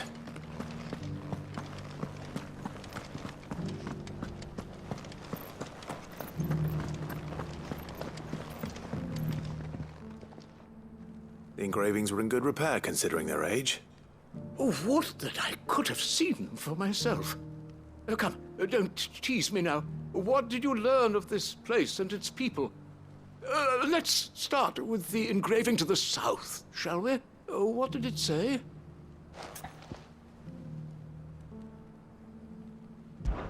Guardians of the Crystal, the first stones of Tabor, sacred hold thy noble blood, till ends the mother's labor. I'm pretty sure that was it. Fascinating. It would seem the founders of this city were descendants of those fallen charged with protecting the mother crystals. But whatever could have driven the Guardians so far from their sacred charges, I wonder? The engraving to the north is next, I think.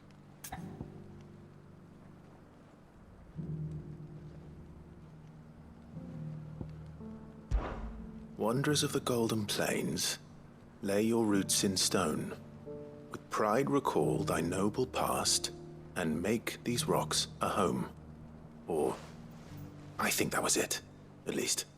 No doubt you're right. There are vestiges of nomadic customs in Tabor its guardian roots could never account for. This is proving most enlightening. Now, for the final stone.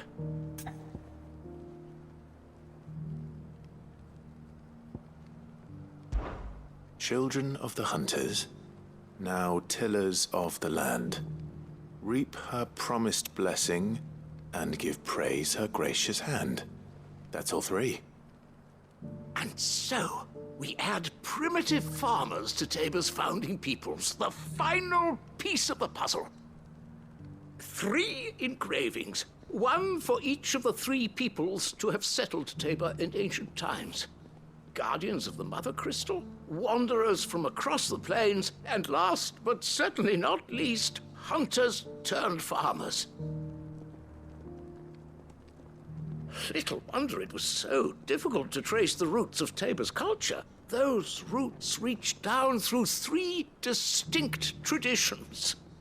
Nonetheless, one cannot help but wonder why this fact is not better known among scholars, given that the stones stand here for all to see. Too many stairs, perhaps. Ha! Too many by far.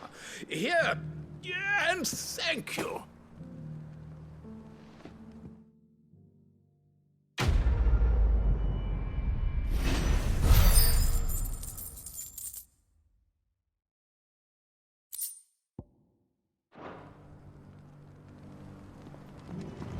You know what you have to do. Clive, I fear that I must bid you farewell. As you know, our time grows short. The Lord Chief Justice's vultures are circling. We must strike now. Before we part, I want you to know that, though I may not always have been your most vocal ally, I trust you, as I trusted your predecessor. Thank you. I appreciate the sentiment, and I understand more than anyone how you feel.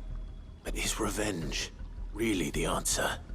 It is the one I found, and it is all that I have lived for since that day. But what of Lostwing? Everything you've built. I built Lostwing to achieve this aim. Once it is done, the village will have served its purpose. My comrades and I are sure of our cause, and we shall fight to the last, come what may. But there are those among us who cannot fight. Children, the elderly, bearers afflicted by the curse. I would place Lostwing in their hands, if I thought it would do them any good. But a village home only to the frail and the infirm is not likely to stay a safe haven for long. And so, Clive, I find myself turning to you once more. Will you take them to your hideaway, that they might live even should Lostwing die? I will. Thank you. I will not have it said that I did not see to the well-being of those who rallied to my cause. The people I speak of have withdrawn to Gotan's Bales, away from danger in case the Black Shields strike. Understood. I'll make sure they get to the hideaway safely. Then the last of my preparations are complete. Fare you well, Clive.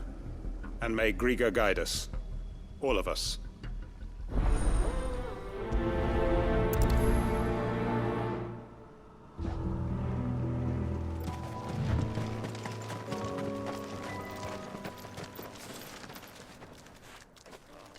Everyone, Quinton has asked that you come with me. He can no longer guarantee your protection, but I can. There's a safe place I can take you to. Well, if that's what the Master thinks best. Sid, none of us would be standing here today if it weren't for Master Quinton. We owe him our lives. So we ain't about to start telling him what he should do with his. If he's saying we ain't safe in Lostwing no more, it's 'cause he ain't coming back. And if that's what has to happen, then so be it. I only hope he can see this through to the end. That we get to see justice done. I hope so too. Oi! You lot! Where's everyone else? They ain't already left, have they? They've gone with Master Quinton. Fuck! Fuck! Fuck! What's wrong? I've just come from the Justice's Manor. We have to get Quinton to call off the attack. It ain't just the Black Shields protecting the place. He's got a guard dog and all. A fucking monster. They don't stand a chance against that thing. If I don't get the message to them, they're all gonna fucking die. No. We can't let this happen. Sid! Don't worry about us. You've got to catch up with him. We can't let Quinton die before that bastard does. All right. I'll do what I can. Where is this manor? It's way over to the east, through the woods. Heaven Hall, he calls it. Promise us, Sid. Promise us you'll do what you can. Clive, look. No. Don't tell me we're too late.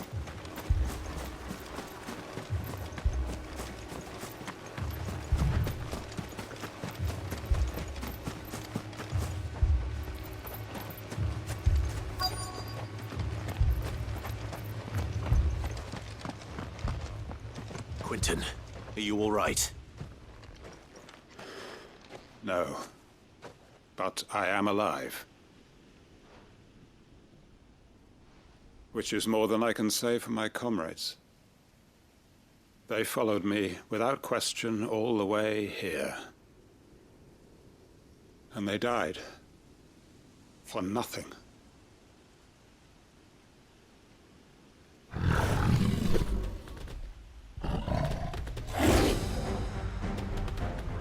This must be the guard dog. Quinton. I'll hold it off. You go. But... your comrades didn't die for nothing. They died for you. Don't let their sacrifice be in vain. I won't. Come on, then. That isn't only a guard dog. No. Just a rabid beast that needs to be put down.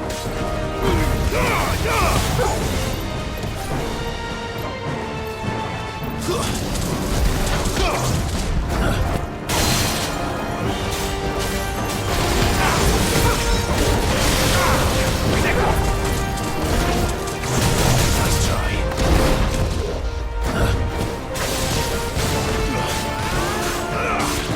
Over here!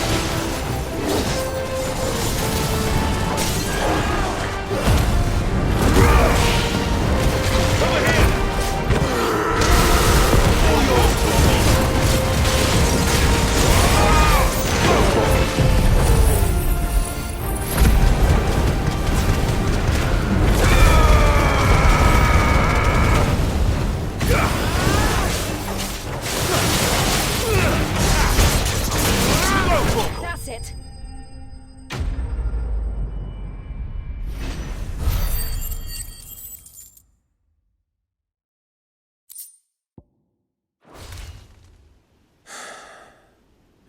we'd arrived earlier.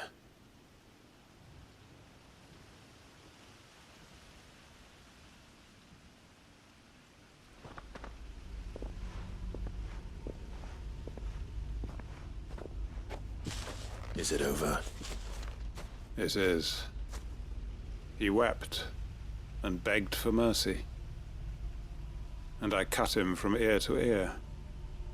Just as I dreamed of doing all these years. All my plans. Building a haven in Lostwing. Freeing bearers from their chains and recruiting them to my cause. It was all for this. But what is this? Justice? My faithful comrades. All those lives lost. So that I might take another. Quentin. Master Quentin! Oh, thank Grieger you're safe. You? You're alive? And so are you. I'm so sorry. I tried to warn you about that thing. And I hate to say it, but there's more bad news. It's Lostwing. It's been flooded. What?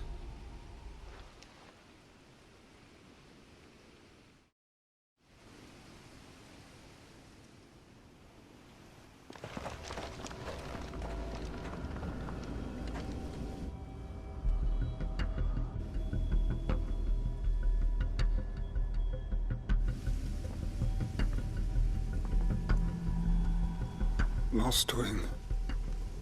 My Lostwing. And look who's here.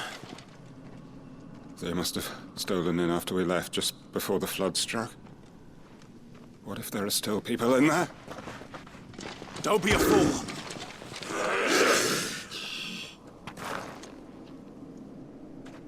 Damn it.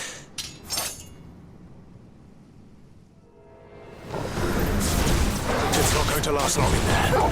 Can we finish this quickly?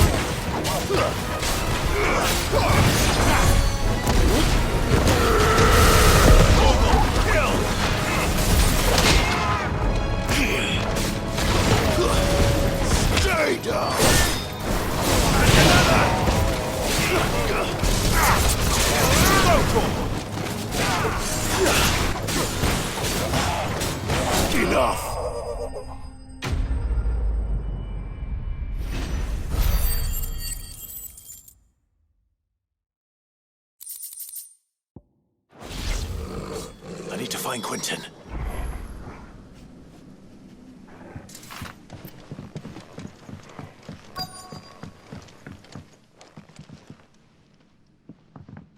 Quentin! Quentin! Look at me! Thank the Founder. He hasn't turned. I'm going to get you out of here.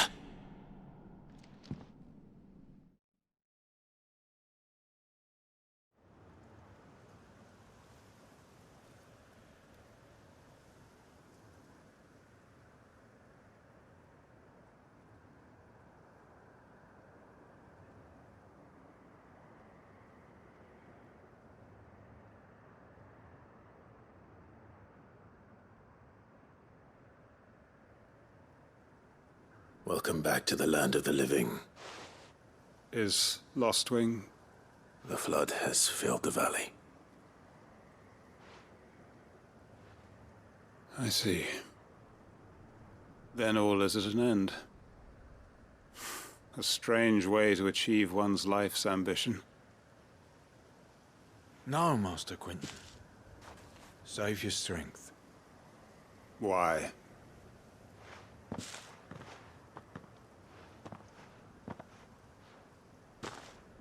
All that I strove for is gone. Only emptiness remains. I have nothing left to live for. What the heck are you on about? You've got us, ain't you? Don't try telling me you only freed us so you could get revenge. We're more than that to you, and we all know it. I thought you weren't coming back. But I prayed, and you did. There's got to be a reason for that, right? Can't we just go back to how it was? You know, you looking after us all. Your work ain't over yet, Master Quentin. We believed that you were the right man to lead us, and we still do. Your village may be lost, but it seems your people aren't, so long as you remain to guide them. But why? After what why would anyone follow me? 'Cause we're family, aren't we? Family? Yeah, and all our comrades who went with you, they felt the same. Lostwing weren't just a village. It was all of us. It was. And as long as we're still here, it is too. We can start again. Build a new Lostwing, right here in the Bales.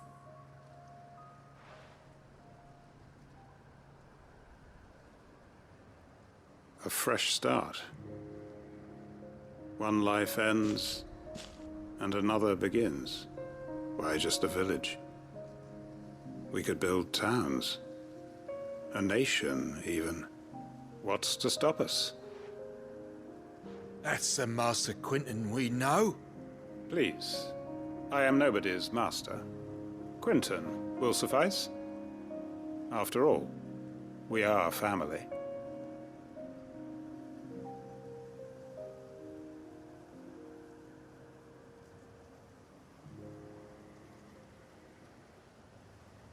Permit me to withdraw my request. I will no longer be needing your help in looking after my people. I'll pretend you never asked. But you must be rewarded for your efforts on our behalf. You saved my life twice over. And more besides. A bottle or two of your finest red will suffice. Of course. Nothing but the best. And I have a feeling that this year's vintage will be the finest yet. If you don't mind waiting, that is. I look forward to it.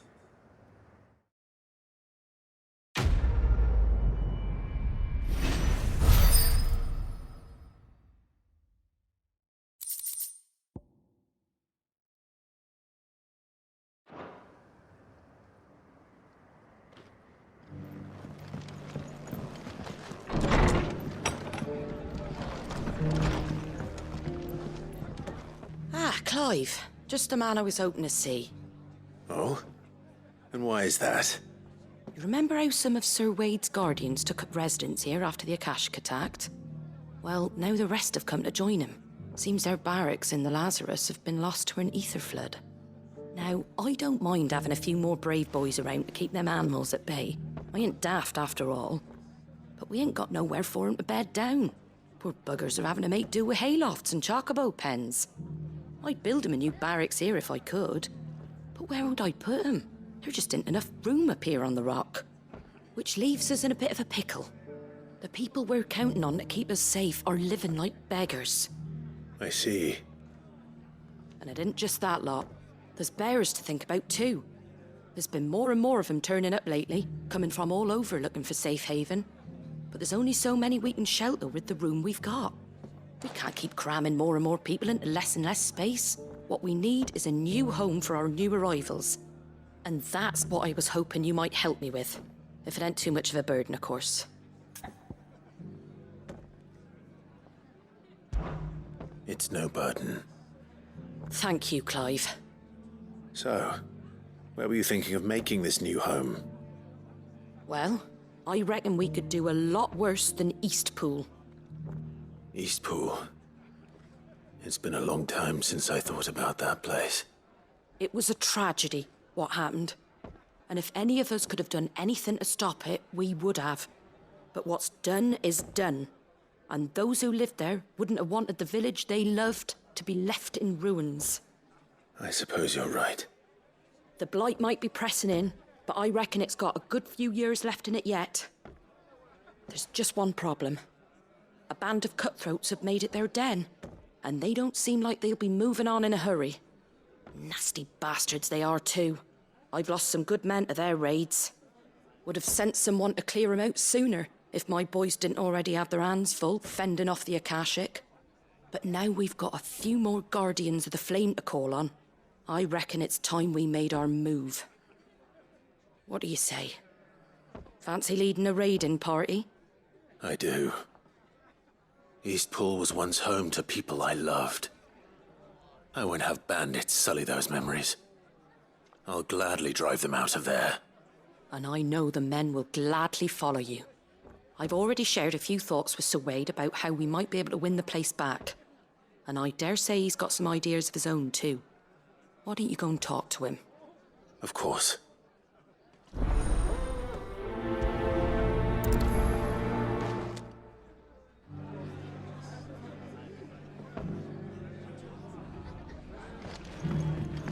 Back to Eastpool, then. Not just yet. Let's hear Wade's plan first.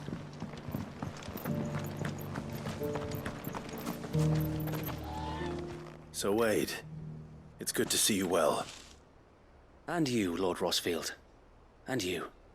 I spoke with Martha. She tells me you have plans to free Eastpool and make it your own. That's right, though it was mostly her idea. I rather fear my men have been treading on her toes somewhat since joining us, not to mention each other's. And then there are the bearers, men and women who found the courage to flee their masters and sought refuge here. We need somewhere to settle them, and I can think of worse places than Eastpool. As can I. Which is why I agreed to help you win it back. That's very kind of you. I'd be most grateful if you would. With you beside us, we shall soon send that rabble of rogues running for the hills. So, what can you tell me? That thankfully there aren't too many of them. Fewer than a dozen at our last count. And rather less, thankfully. The road that leads there will more than likely still be crawling with Akashic. A small force would suffice to clear the village, but if the Akashic were to follow them in, that force could end up trapped between a rock and a very hard place indeed. I'll head into Eastpool and deal with the bandits. You and the Guardians can stay outside the village and fend off any Akashic who come too close. Make sure I'm not taken unawares. I can't ask you to bear all that risk yourself, my lord. The Akashic are the bigger risk. I can handle a few bandits. Well, if you're sure, I shall summon my men at once. Shall I wait for you here? No need, my lord. You go on ahead. We'll be with you before long. All right. I'll meet you at Eastpool then. We shall see you there. And may victory await our coming.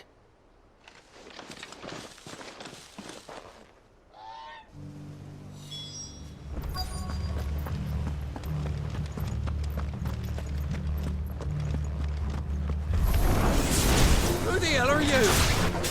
Kill them!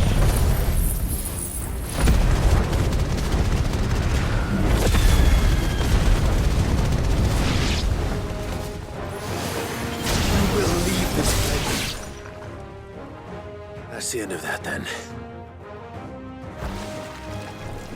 Or maybe not. What's that thing doing here? Doesn't matter. It goes to... All yours, Torgal!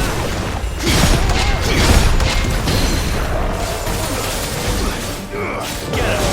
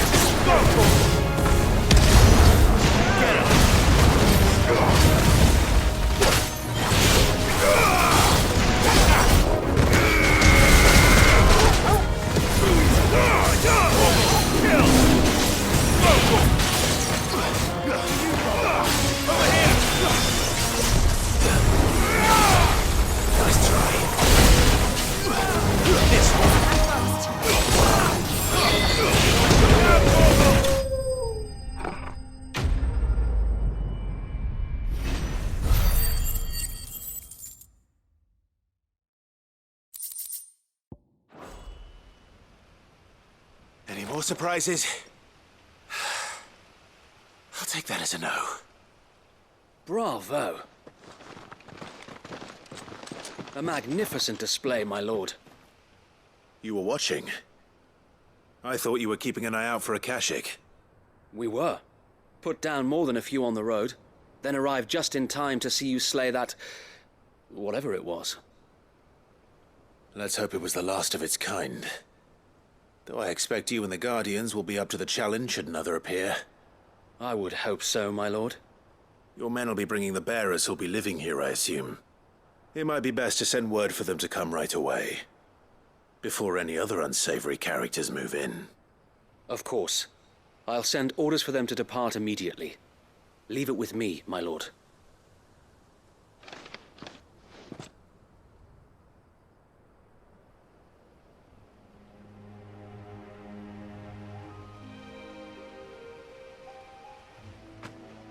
Home.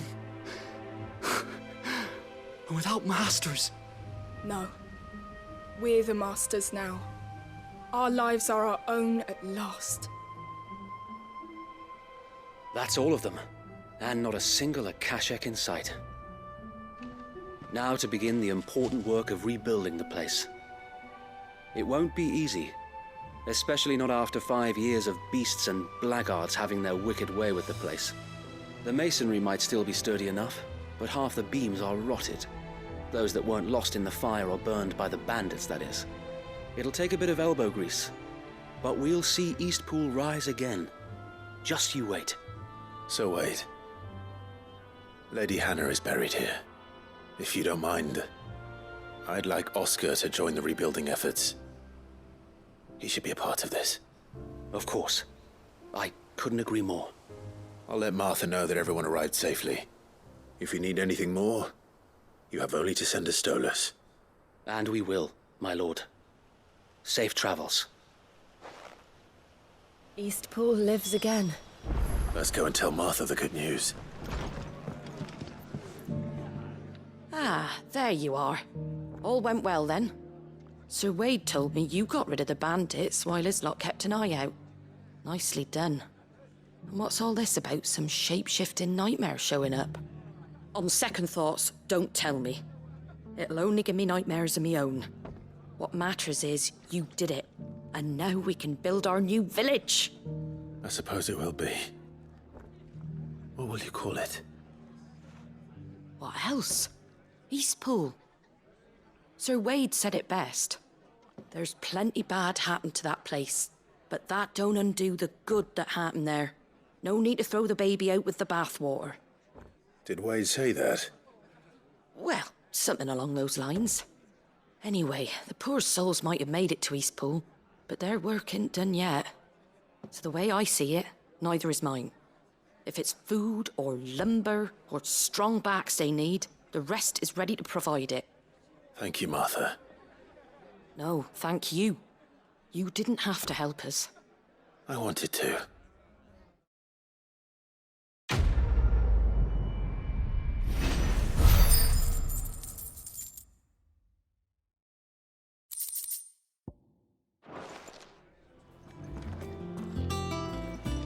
My Lord Marquis, I heard about Eastpool.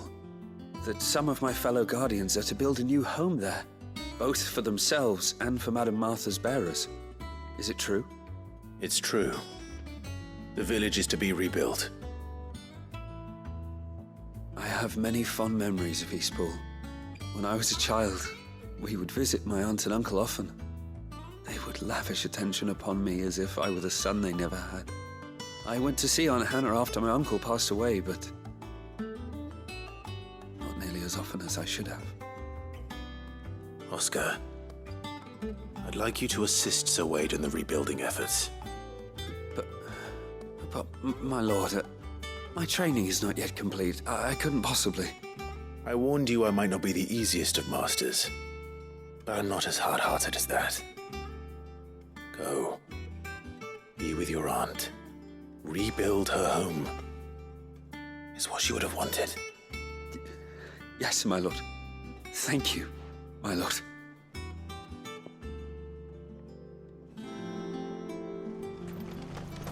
If we're going to do this, we'll need help. Clive, your timing is impeccable. It just so happens that right at this very moment, we're in need of someone with your talents. And what talents would those be? Why, your fearlessness and your skill with a blade. I'm listening. Well, as I'm sure you're aware, when these dark skies swept over the Republic, so too did a wave of chaos and confusion. Randalar has been particularly badly affected. Many of the capital's bearers have lost their masters, or taken the opportunity to flee them. None remain free for long, of course. Most find themselves under the protection of the Fist before they get far.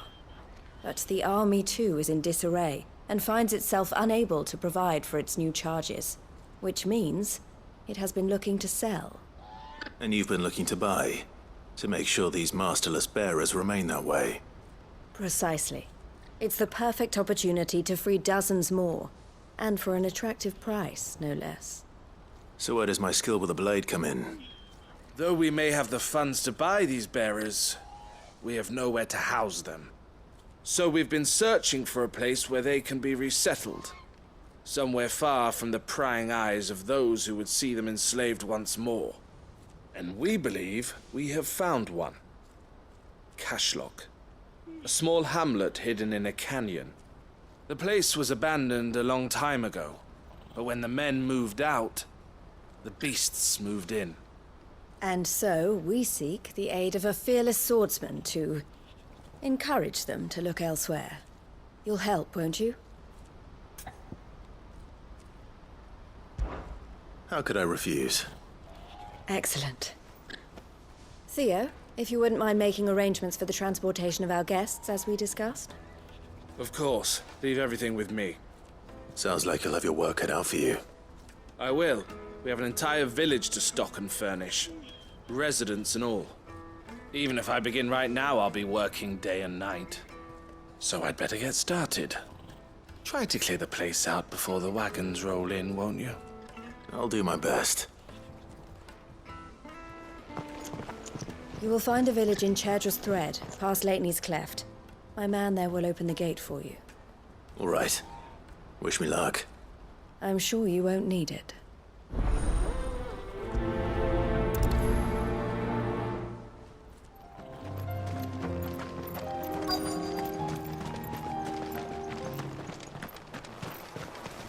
This must have been a nice place once. It will be again. Stay down! Get him! All yours, Torgal!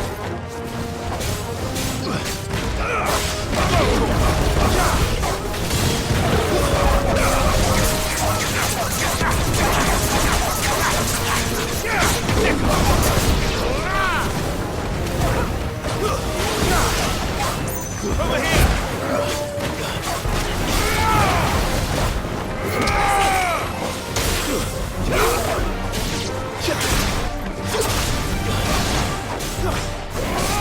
This one! Now, Torgal! Over here!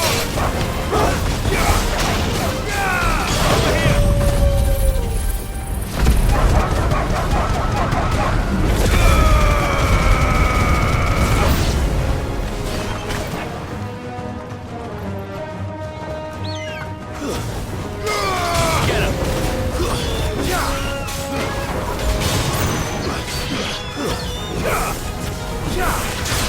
him! This one. Get him. Kill. Now, Torgal. Go. Get him. Stay down. This one.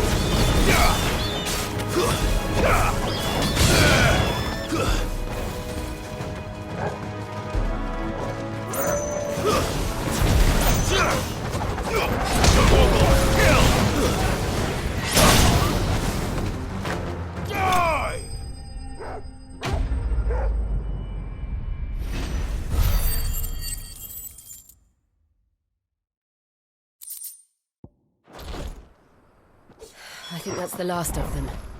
I think you're right. Let's head back to Boklad.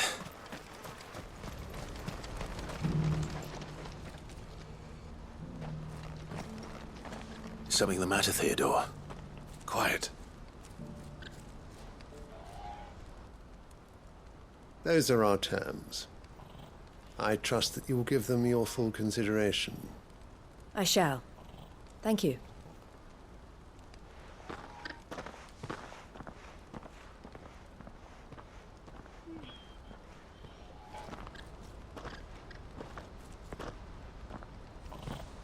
Him again. Someone you know? Yes.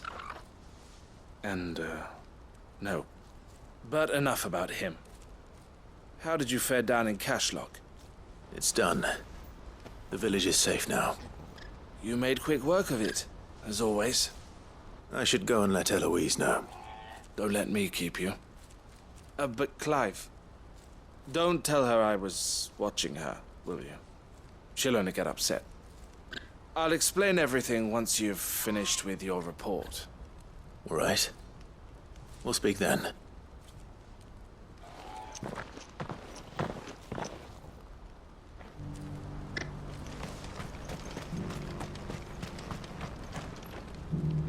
Eloise, I just got back from Cashlock.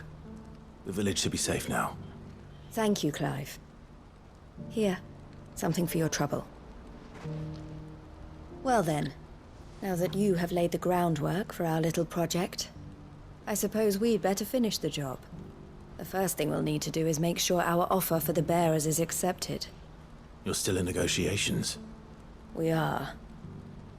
A trusted colleague has been dealing with the Fist on our behalf, but things have been trickier than we anticipated. I suppose it's to be expected. This is the army we're dealing with. Fighting's what they do. But we shall emerge victorious in the end. Well, if you need any help, you know where to find me. I'm not sure I do, but thank you all the same.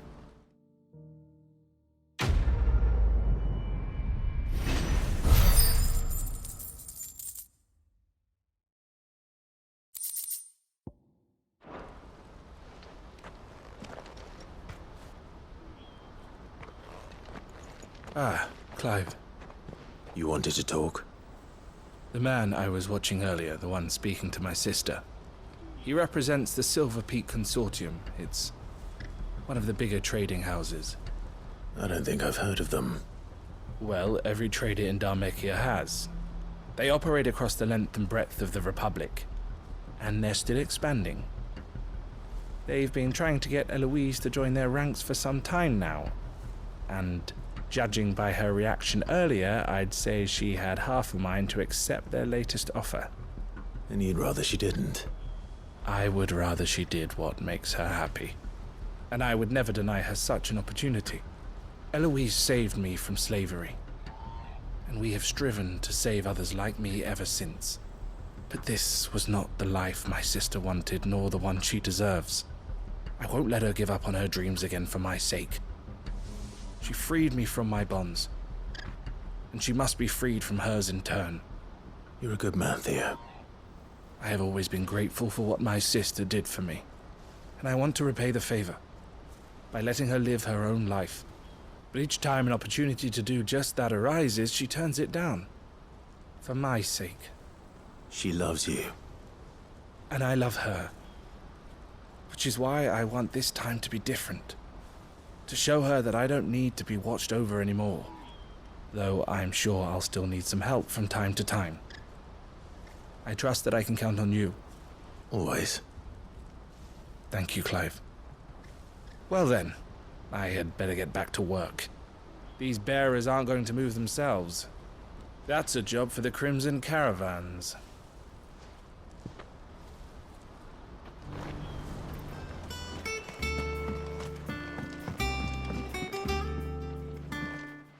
Sid, do you recall the flowers I had you bring back to the yard?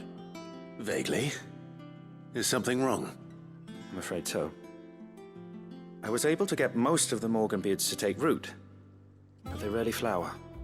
I fear the soil here does not agree with them. However, I believe I have a solution.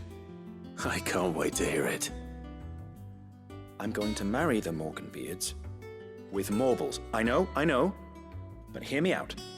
Morbles are possessed of a highly choleric temperament. The fire which drives them appears to be maintained by an abundance of nutrient-rich ether drawn from their environs. I believe that by grafting a Morble vine to a Morganbeard, the appendage's wealth of vigor-inducing nutrients might well stimulate the flower to bloom. The endeavor, I assure you, is scientifically sound. I simply need a vine to prove the theory.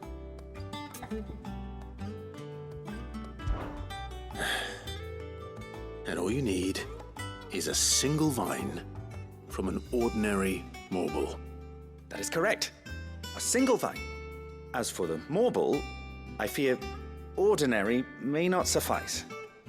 But, as luck would have it, a most extraordinary specimen is rumored to haunt the swamps of Rosaria.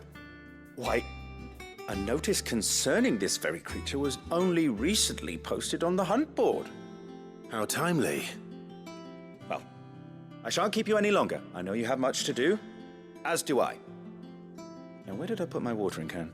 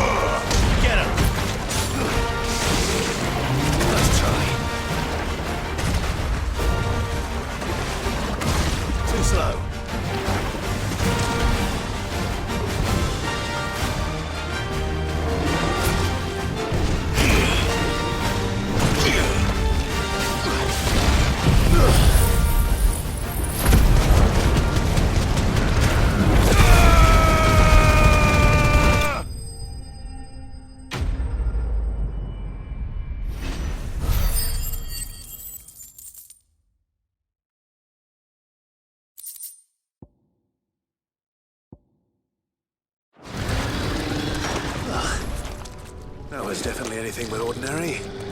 Now, let's get this vine back to the yard.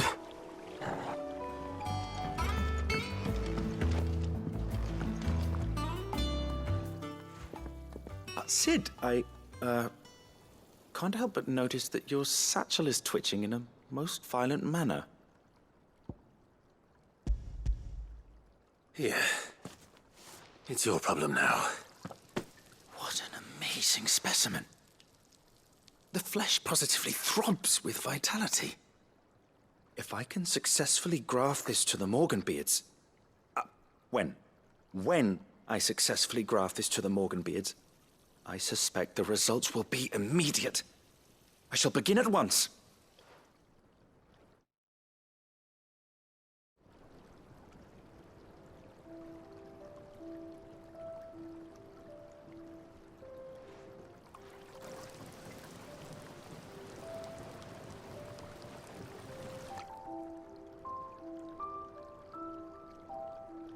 It is just as I hoped. Witness how the Morganbeards have taken to the blighted soil. How they bloom with heretofore unseen vigor. Why, I dare say such a vine graft would yield similar results when applied to other specimens as well. I'm glad I could be of assistance. You've not only helped us, Sid, you've saved us. Do you recall the extract with which I provided you before? I took a moment to distill some more, but this time with the petals from the invigorated Morganbeards. And would you believe? Its potency has nearly doubled. You must accept this vial as thanks for your assistance. The rest, I shall give to Taya.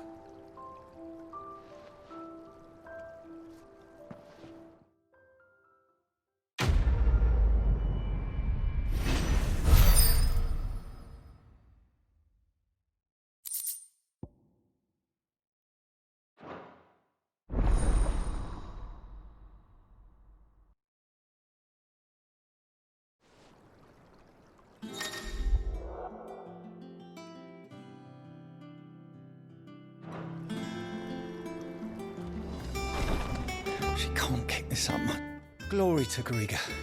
There you are. And not a moment too soon. What's happened? Taya's busy working herself into an early grave. Since the arrival of her latest patient, she's refused to stop, even for a moment. I've tried offering to see to him in her stead, but she won't hear of it. Clive, she hasn't left the infirmary in days. She's pushing herself too hard. And if she doesn't rest soon, will you talk to her? Order her to her chambers if that's what it takes. Because if she keeps this up, I fear the hideaway will be without its best physica before too long. I know better than to order Taya to do anything. But I'll speak to her. Thank you. I pray you have better luck than I did.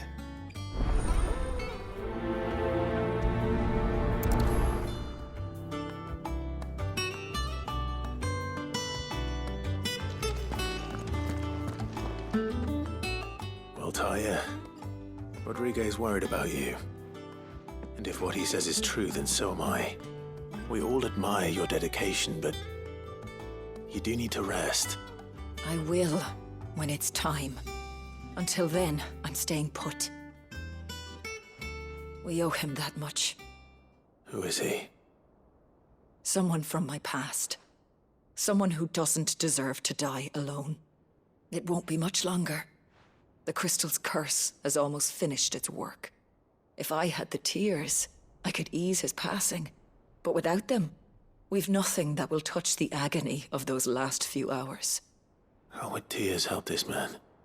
Not my tears. Tears of mercy. Alicia, it's the only thing strong enough. You wouldn't, Taya. Surely. There must be something we can do for him.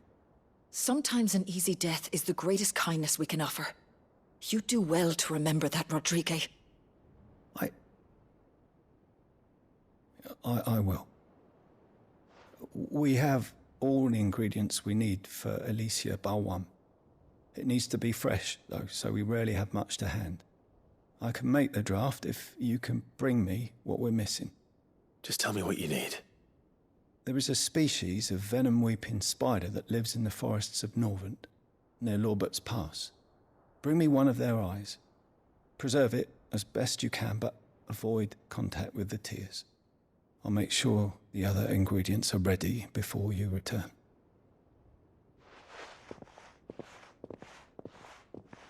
Thank you, Clive. I won't forget this.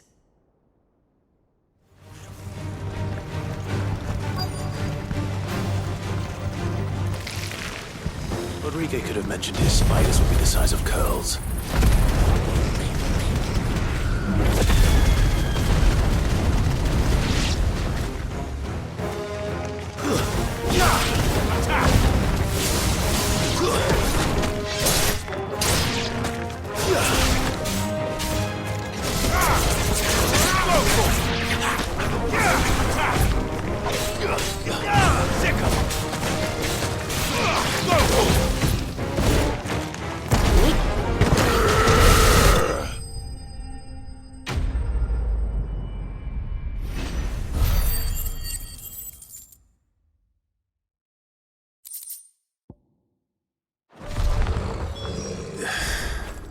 Hopefully one will be enough.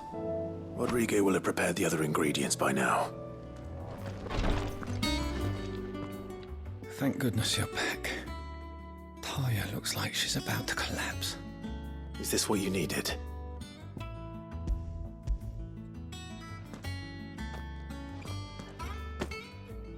Yes, it is. Thank you, Clive. I'm loath to give a patient Alicia, but Taya's right.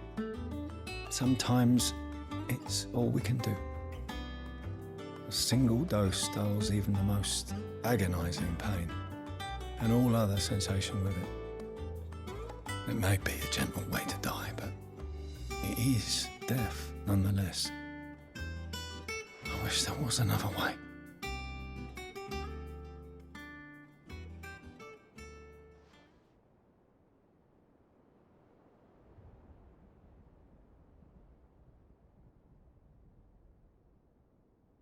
How are you feeling?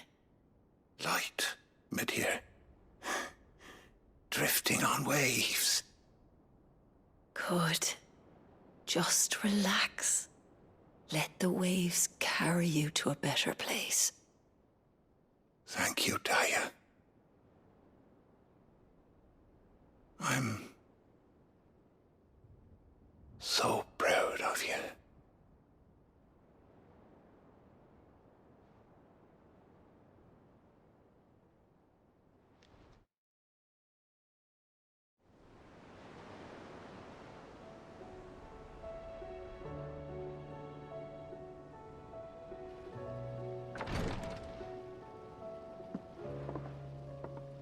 He's gone. Thank you, Rodrigo. And you, Clive? I'll see that he's properly laid to rest.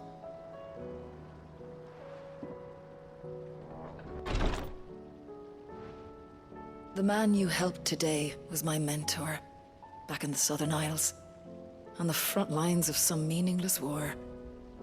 I was still a child when they shipped me to their triage tents, to treat the wounded with my gift.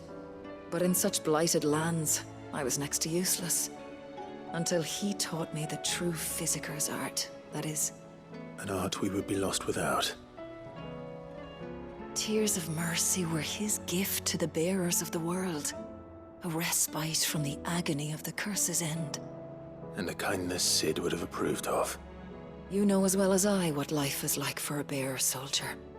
Marched from one battle to the next, never knowing which might be your last. A commander may care nothing for the bearer spent in his service, but my mentor's gift gave the dying one fleeting moment of tranquility before the end. I've no tears left, Clive. I've seen too many of my friends taken. Something needs to change. And we need to be the ones to change it. And we will. I promise. I hope so.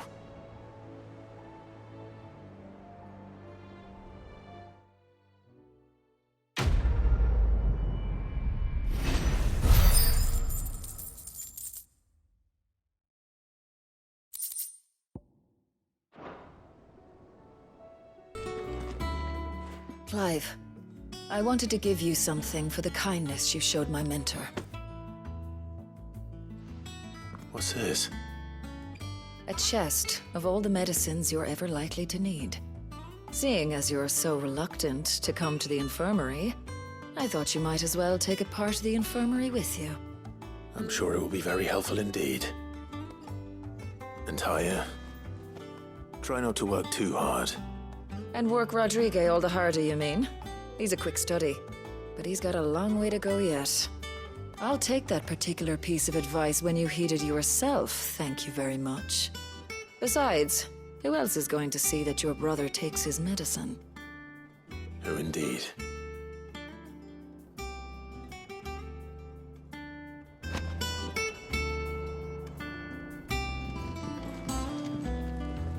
All right, Clive. Blackthorn told me you helped him out again. Tough for that. Speaking of which, I'm actually a bit, Worried about him. And you want my advice? afraid so. It's a bit of a funny one, this, but I saved this posh knob while I was out on a mission, and he gave me this flashy ring to say thank you. So, obviously, I show it to Blackthorn, thinking he'll be impressed, only for him to go white as a sheet and quiet as a curl instead. Try as I might, I can't for the life of me work out what could have got him upset like that. And seeing as how Blackthorn opens up when you're around, I thought maybe... I'd speak to him again. Well, I suppose there's no point leaving him to stew. Cheers, Clive. I'll be sure to pay him a visit as soon as I have a moment. All right, I'll meet you by the forge then. You come along when you're ready.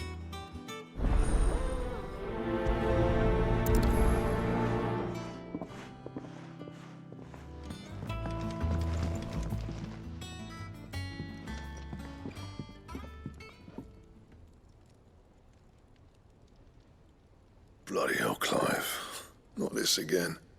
Oh, ain't you got better things to do with your time? That remains to be seen. August tells me he showed you a ring, and that the sight of it clearly upset you. Would you mind telling us why? Come on, mate. Bottling it up ain't gonna help no one. If it weren't the ring, and it was something I said, then I'm sorry. It was the ring, right? It brought back some unhappy memories, that's all. Memories better left forgotten. Memories of what? There are things we'd all rather leave behind, Blackthorn. But sometimes it helps to talk about them.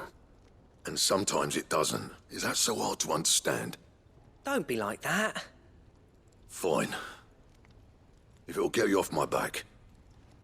That ring you flashed was the work of Zoltan.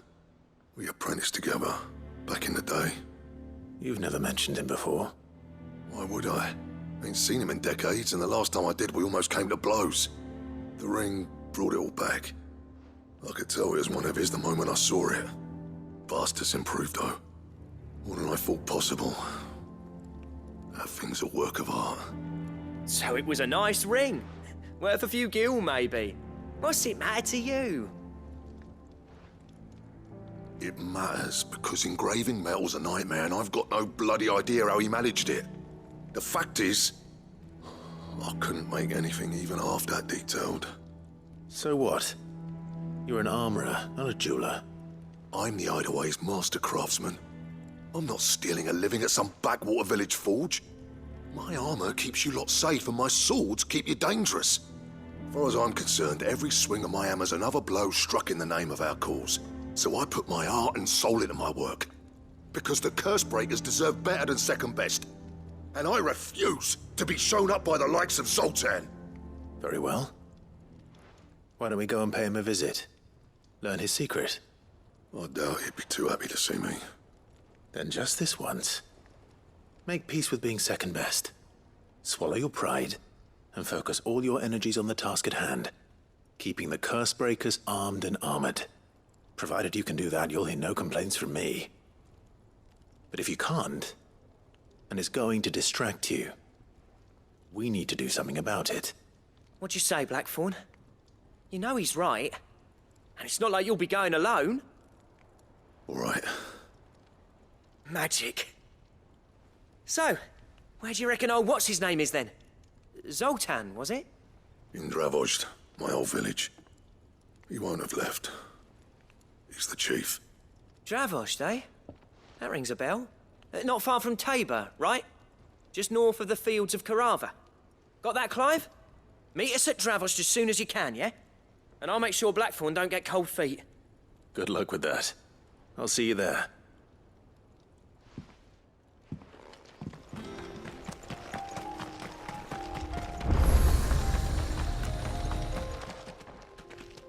Kicked out already? No. This charmer ain't letting anyone through. Why are the gates closed? Chief's orders. No one's allowed in without his say-so. Not that I'd have let you in anyway. You look like trouble. I suggest you go home. That's what I'm trying to do, you little prick. Ain't changed a bit, have you, Snotty? No. It isn't. Blackthorn. Long time no see, eh? What the hell are you doing here?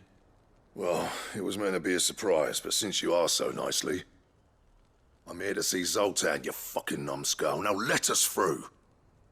All right. Just don't go starting anything with the chief. Yeah, I promise I won't throw the first punch. That good enough for you?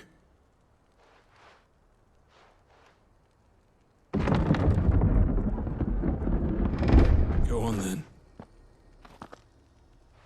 Much obliged.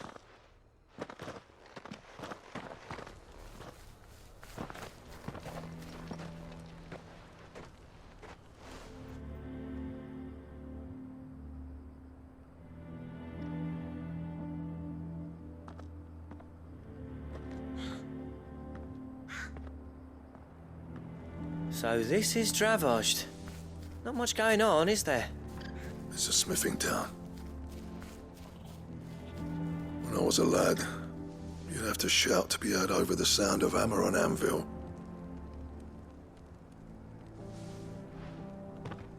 Clive, you're good with people. You speak to Zoltan. Hey, you ain't backing out now, are you? There's a river of bad blood between me and the chief. But if someone can build me a bridge, then I'll cross it. All right. I'll see what I can do. I appreciate it. He'll be near the forge on the hill. It was our master's. He'd have inherited it when I left. Forge on the hill. Good luck. You'll be needing it.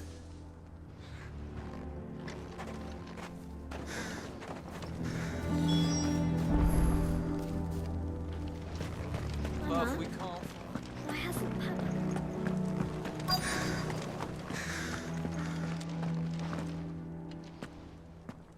Hotter! Hotter, damn it! Those miserable flames wouldn't melt butter, let alone iron. Pardon the intrusion. I'm looking for the chief. That'd be me. It's a pleasure to meet you. I'll bet it is. Keep the gates closed, I tell him. Well done, Snotty. You're not welcome here. Get out. Before things turn nasty. Blackthorn's here. What did you say? He's traveled a long way to see you. Yes, has he? He's waiting. Down by the gates. Then I suggest you take him with you when you leave. Didn't you apprentice together? So what if we did? Fuck! We're getting nowhere. These bearers' flames are next to bloody useless. We're never going to be able to fire up the forges unless we can find some new crystals. I'm a busy man, as you can see, so do me a favor and piss off. Oh, and if you're struggling to find your way out, ask Blackthorn. That prick knows exactly where the exit is. He's not wanted here. And neither are you. All right. I'm going.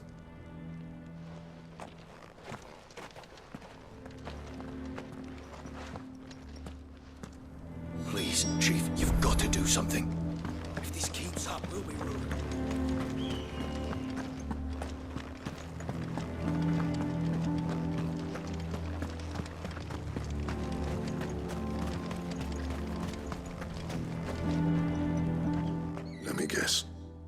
Zoltan told you to piss off.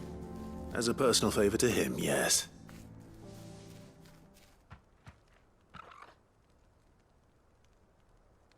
Well, at least he didn't beat about the bush. There'll be no talking him round. Not after what I did. Which is what exactly? If we're to help, we need to know. What turned the village against you? I left. Dravozd. Zoltan. The burden of leadership our dying master dropped in our laps. All of it.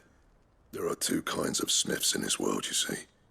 My kind, who are in it for the love of the craft, who labour on a single piece from dawn to dusk to get it just right. And the other kind, who are in it for different reasons. People like Zoltan, whose work is quick and cheap. The kind of smiths who shit out a few hundred blades, reap the profit, and divvy it out among themselves. There wasn't a single day we weren't at each other's throats. And bit by bit, people started taking sides. You would have torn Dravozd in half had it gone on. So, I left. You didn't have to do that. Zoltan's a better chief than I would have been. His way of doing things kept food on people's tables. Dravozd prospered without me and my lofty ideals getting in the road.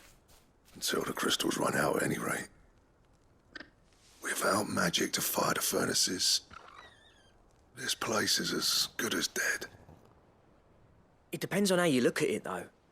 There's got to be other ways of making fire. We manage it in the Deadlands. Thanks to Sid's ingenuity, yeah. He saw all of this coming. Knew crystals were the problem, not the solution. And spent years coming up with ways of doing without. You know what I mean, though, right? Where there's a will, there's a way. What I'm trying to say is that it's not your fault. You couldn't have predicted this. It doesn't matter whose fault it is. I don't want to be the greatest smith alive just because I happen to be the last. Clive. Dravozd won't last long without its furnaces. So, do you think it's time we shared Sid's bellows with the world? The way I see it, it's your decision to make. Hold on, Blackthorn. Sid made those things for us. They give us an edge over the rest. And you'd be throwing it away. All right. Do it. This place was your home. I won't abandon it to its fate. Sid's creations were never meant to be hoarded. It was only ever a matter of time before we shared them. Let this be another step on the road to freeing Valisthea from the prison of the Crystal's blessing. Dravozd will show the world that it's possible. Wouldn't you agree, August? When you put it that way, of course. It's like hearing Sid speak from beyond the grave. Thank you, Clive. Shall I go and fetch the plans, then? I know I'm off by heart. I'll be needing some help, though. Building a furnace isn't exactly a one-man job. Do us a favour and round up anyone strong enough to lug a brick or two, would you, August? All right, then. And I've got a job for you too, Clive. Finding me some salamander skin. I need leather for the bellows and nothing else will withstand the heat. Luckily for us, salamanders feed out in the fields of Karava. Time for a spot of hunting, then.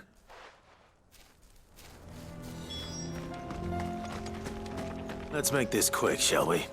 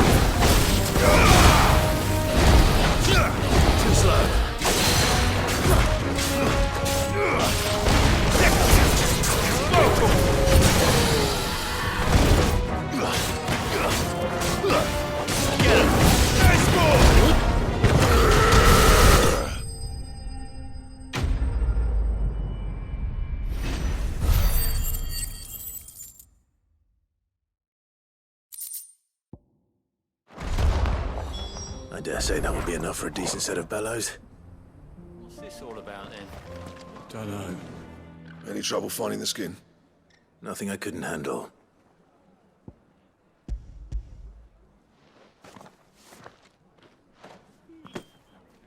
There should be plenty. Right then, time to put these louds to work. If everyone pulls their weight, we'll be finished in no time.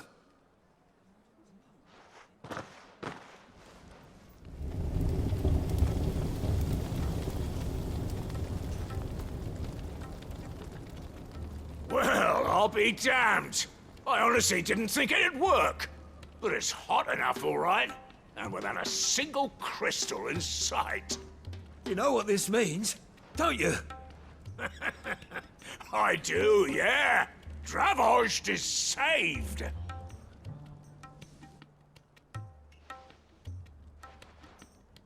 Sorry about earlier.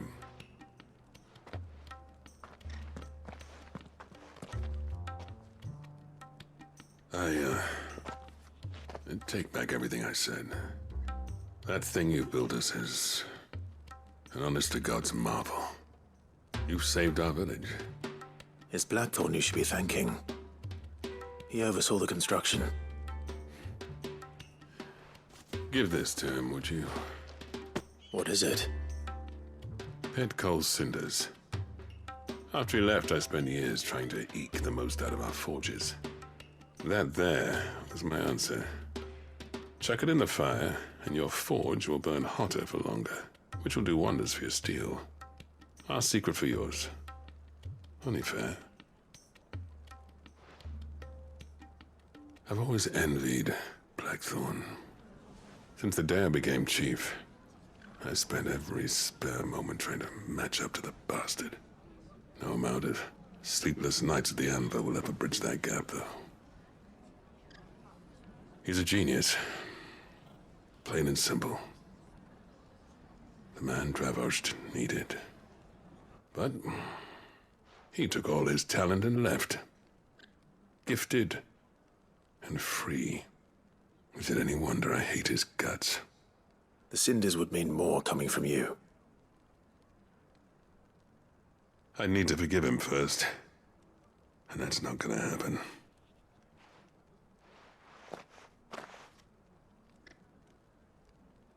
Well, you know what they say. Oriflamme weren't built in a day and all that. These things take time. Especially when they involve two geezers who hold grudges tighter than their hammers.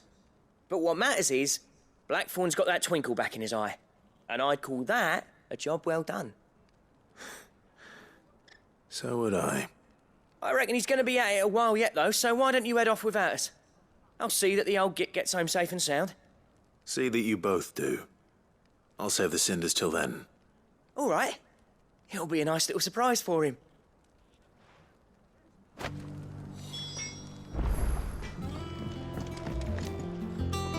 Gentlemen, I see you both made it home in one piece. Yeah, well, we didn't want to outstay our welcome. The whole village turned out for a go on the bellows after you left. Everyone except Zoltan has. Didn't see hide nor hair of him. Oh, but that reminds me. I have something for you.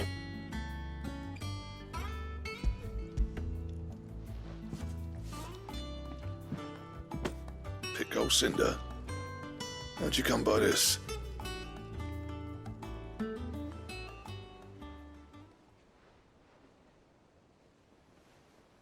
And you're sure he wanted me to have it?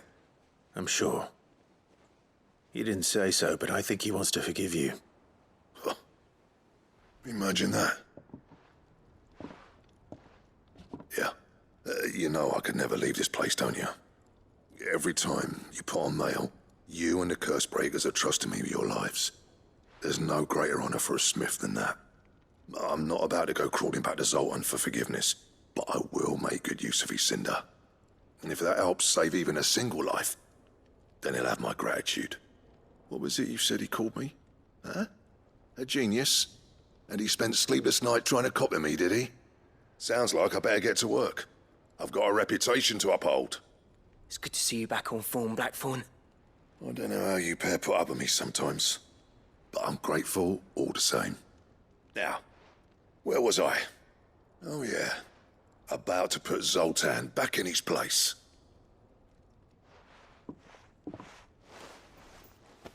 Ain't got the art to tell him how similar they are. Stubborn bastards. A little healthy competition should be good for him. You're not wrong. Still, it's a shame him and Zoltan couldn't let bygones be bygones. No use grumbling about it now, though. Blackthorn's happy. Or as near to happy as he gets. And that's good enough for me.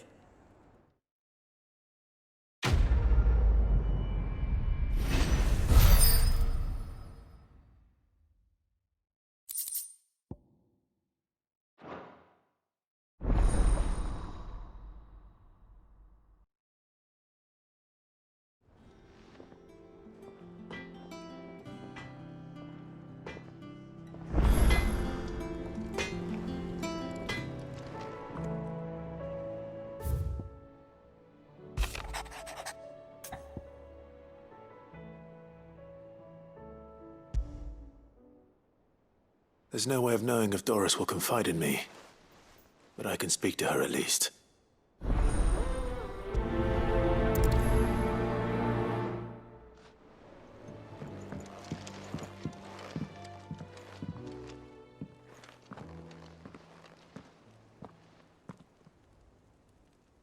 Where are you? Can I help you, Sid? I'm looking for Doris. Is she here? I'm afraid not. She's at Martha's Rest on a job. My job, actually. When she heard what the mission was, she insisted on going herself. Alone. Did she? What was the mission? Following up on some new information. Once they'd settled in, the bearers you helped liberate in the Dragon's Eyrie were keen to talk about their imprisonment. And about their captor. The slaver Cole's team were tracking when they were attacked by the Beastmen. I'll go and find her.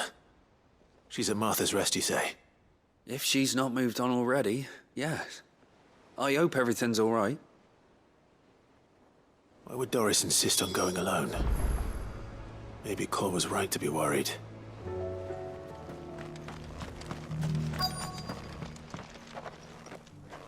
It's been a pleasure, Doris.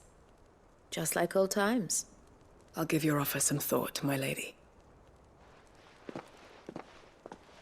How goes the investigation? Sid, what brings you to Martha's Rest? You.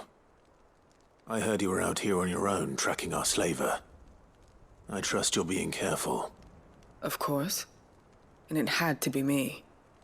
The bearers from the Dragon's Eyrie confirmed a long-held suspicion of mine that the slaver we've been tracking is an old acquaintance. She's no fool. If we'd come in force, she would have spotted us straight away, and then vanished without a trace. That was her just now, wasn't it?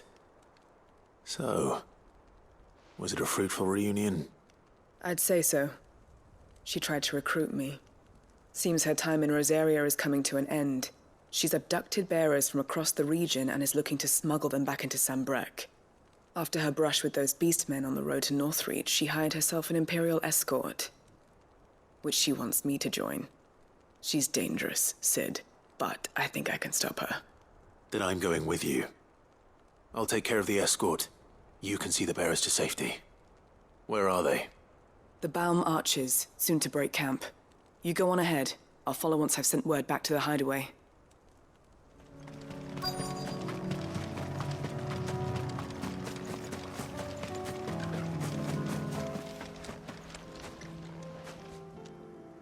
Good. They haven't broken camp yet. How did Doris come to know a slaver, I wonder?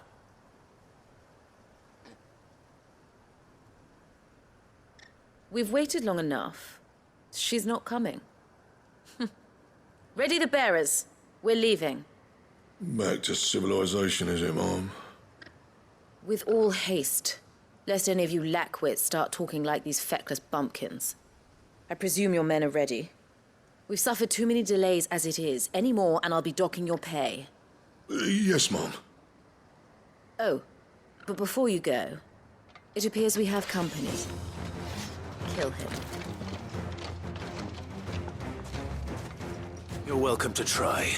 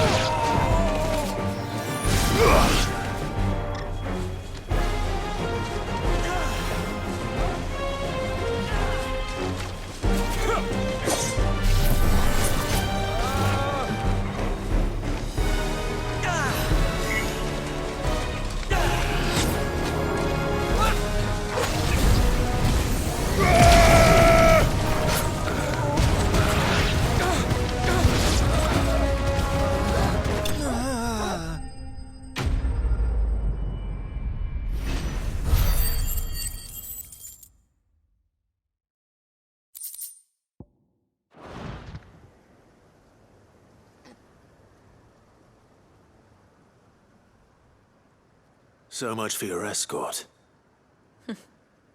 You'll forgive me for not avenging my men. I'm not the swordswoman I used to be.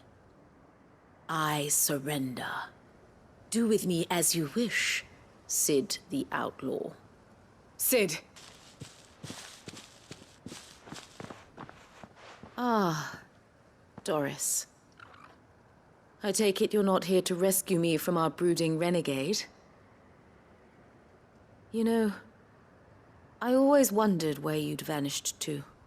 But casting your lot with this criminal of all people... Better fighting for a cause than killing for coin. I'm sorry, Sid. I should have told you sooner. This woman, my former master, once trained bearer children to be weapons in service of the highest bidder. She raised me like a daughter, and I did terrible things to earn her favor. It wasn't all terrible, surely. We had our fun, too. You were always so eager to learn, and had such clever hands. All my other children took either to the blade or to the books. Always either or. But you proved yourself a master of both.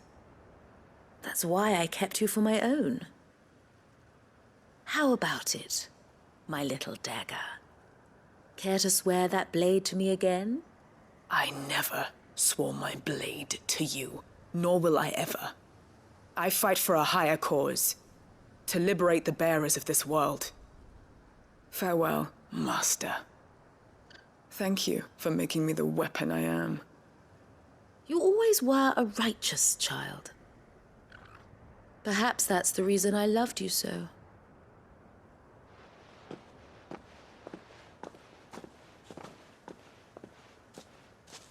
What do you want to do with her? I am not the killer she wanted me to be. Not anymore. And she no longer has friends in high places. The Dame does, though. Her connections at the Imperial Court will see that justice is done. All right. If you're certain. I am. And thank you for everything. Now, I better let these bearers know that they're safe.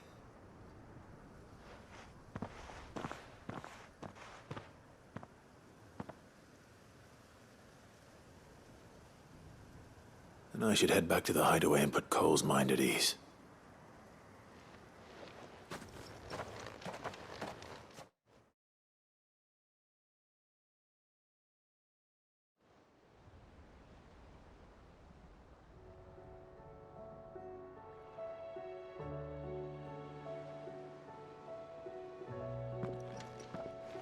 Welcome back, Sid.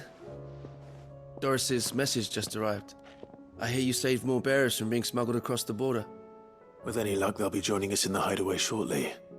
Oh, and your letter. You don't need to worry about Doris anymore. I'd been hoping as much. She mentioned one or two things in her report.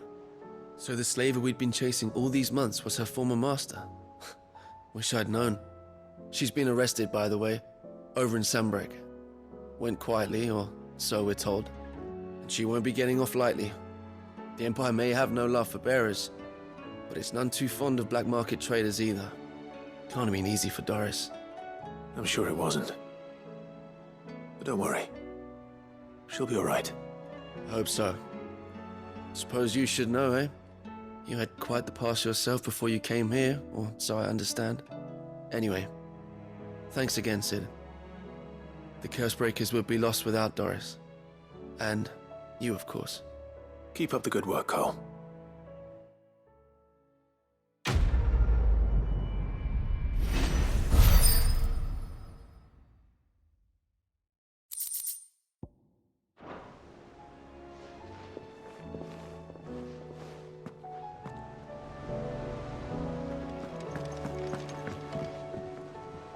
Heard the bad news then, did you?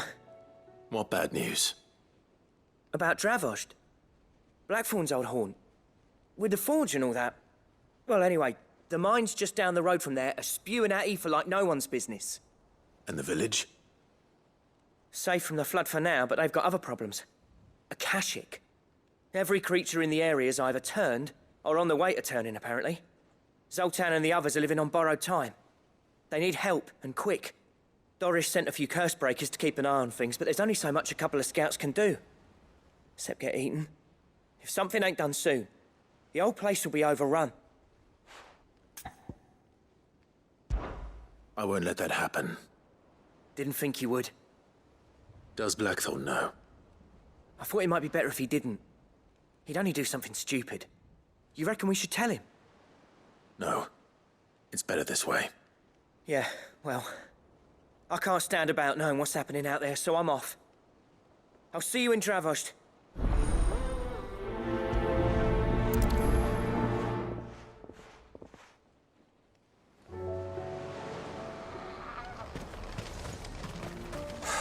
So Dravost is still standing.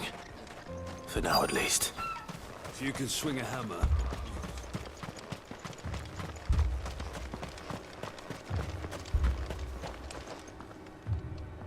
Clive! You're here! And the Akashic? Mostly off to the north still. But I spoke to Doris' scouts and it turns out things are worse than I thought. There's swarms of them out there. Told old Snotty to be ready to seal the north gate. That should buy us some time if we need it. Enough for the villagers to barricade themselves inside their homes at least. Well done. Welcome back, Sid. I'd never have guessed, you know. Not if August hadn't let slip. Who'd have thought that the savior of Dravost would turn out to be the realm's most infamous outlaw? Keen to help us out again? I am. Thought you could sneak off without me, did you? Blackthorn. Oh, what are you doing here? One of the scouts couldn't keep his voice down. Unlike my best mate who didn't think I deserved to know. Zoltan, how long's it been? Long enough for us two to turn into a pair of old codgers, I see. That your idea of an apology? Prick. Don't listen to him. You only did what you thought was best. For the village and that. I did, yeah. But that ain't the whole of it. Vulcan, our master, didn't leave the chiefdom to the two of us. He left it to me. The best blacksmith in Dravost, barring himself, of course. Bloody stupid tradition, in my opinion. If someone's got talent, you should let them practice their craft, not ask them to settle petty feuds and barter for grain. Our master wasted half his life that way. I wasn't about to let that happen to me. So you wasted half of mine instead? You're what Dravost needed. Under me and my precious ideals, this place wouldn't have lasted a year. So I left to devote myself to the work and spare you lot the consequences. I may be a selfish prick, but I only did what I felt I had to. What you had to do was your duty! Even if it meant we all starved? Enough. This is no time for bickering. You can finish beating each other up once Dravost is safe. Fine. I've said my piece anyway. Yeah. So have I. Sorry, Clive. I shouldn't have stuck my nose in. We're short enough on time as it is. Still, give us a mo, would you? I need to get my head straight before any of them Akashic try to bite it off.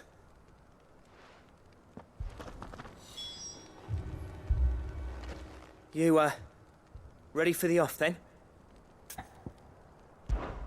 We can't afford to waste any more time. Right you are. Might be worth having one last word with the scouts, though. Don't want any nasty surprises, do we? Oh, and Blackthorn, you and Zoltan might be better off staying inside the... Akashic on the move. How close are they?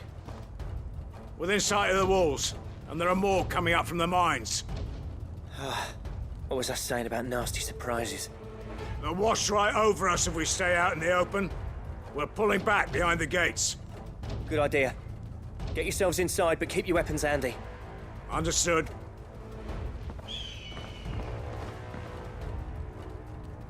I'm prepared to fight if I have to. Well, let's hope you don't.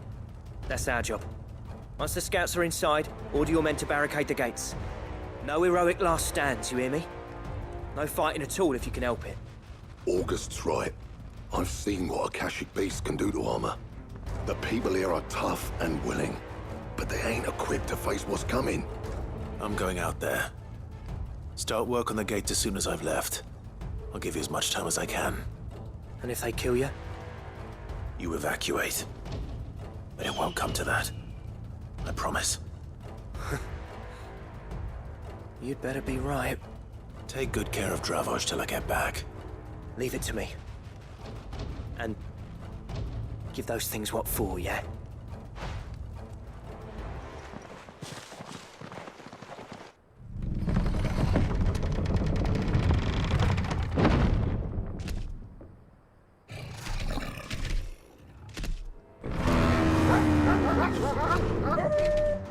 All right. Which one of you's first?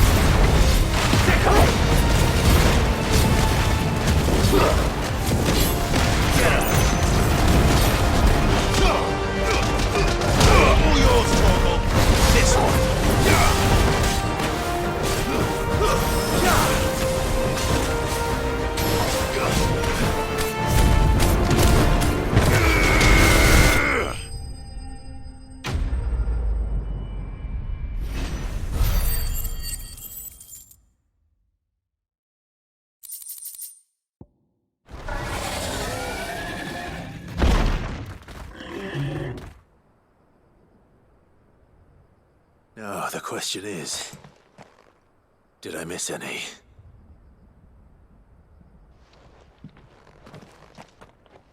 Man alive! You're still in one piece! I slew as many as I could. As many as I could, he says. The old bleeding lot, more like it. Well, almost. Only almost. Yeah, one or two did try to sneak over the wall. But we got the bastards, don't you worry. Good. Though you do know, more will come in time. In time, yeah. But we can think about them later. Let's get you back inside.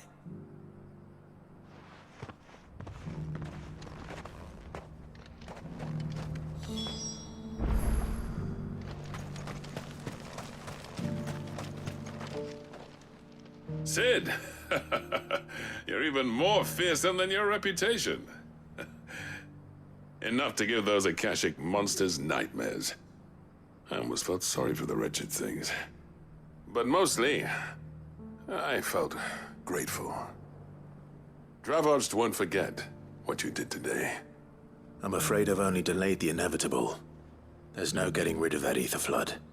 Meaning that any living thing which stumbles into those mines will end up clawing at your walls again. And that's if the flood don't spread. If it does, well, I hate to say it, but the village's days are numbered. That may be, but we're staying just the same.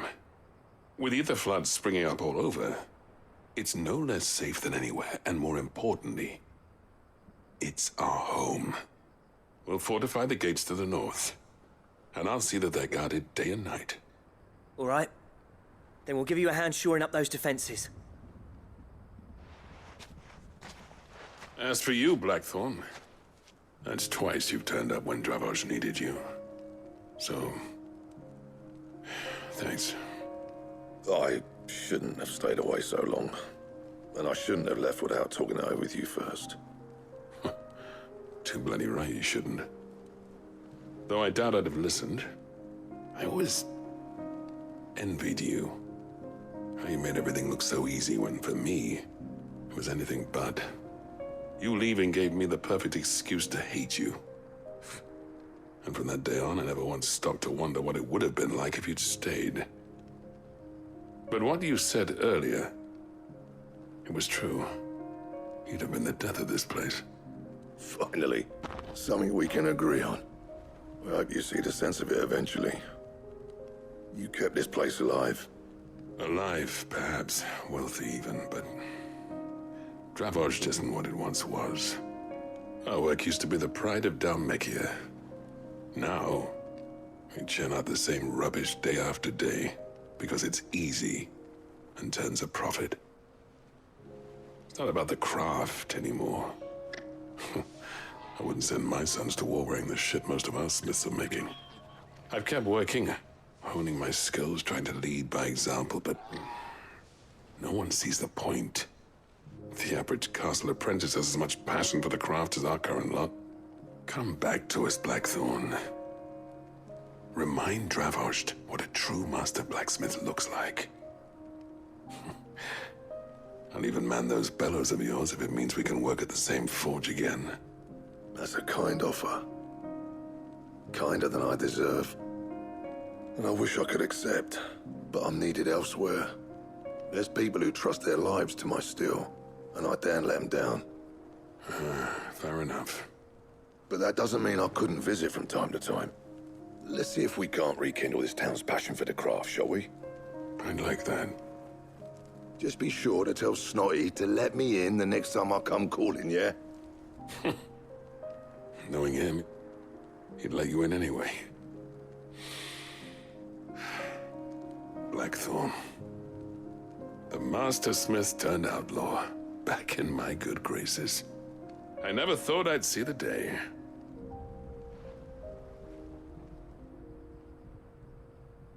I'd say that went pretty well, wouldn't you? Even better than I'd hoped. Sid, I've got something for you.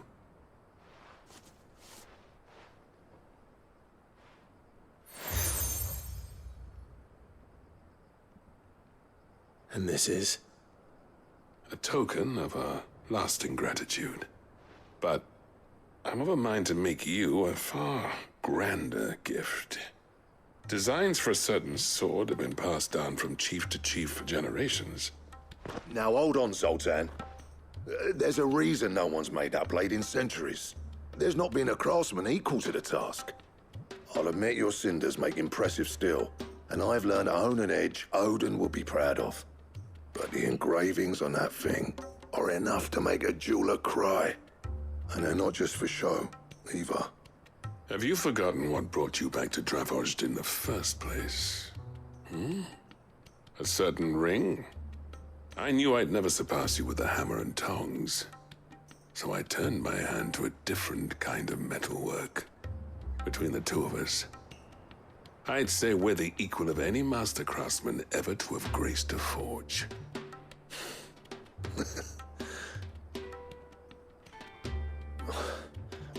You know what? I think you might be right. Clive, you wouldn't mind if Zoltan came back to the Hideaway, would you? He's more than welcome, as long as he can keep our secret. Right. Zoltan, get your tools. We've got a legend to forge. Tell me we've run out of papillons.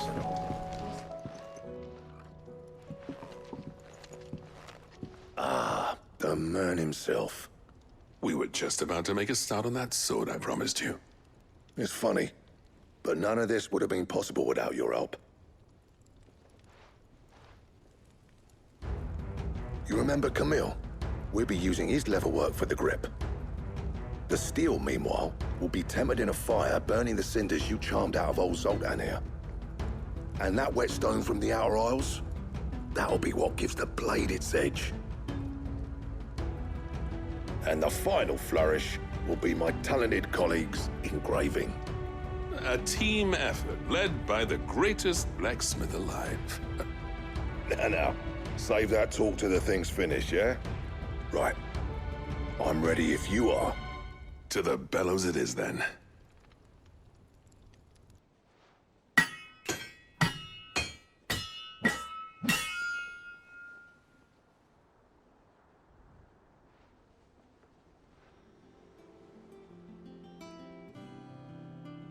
Well, bugger me. We actually did it.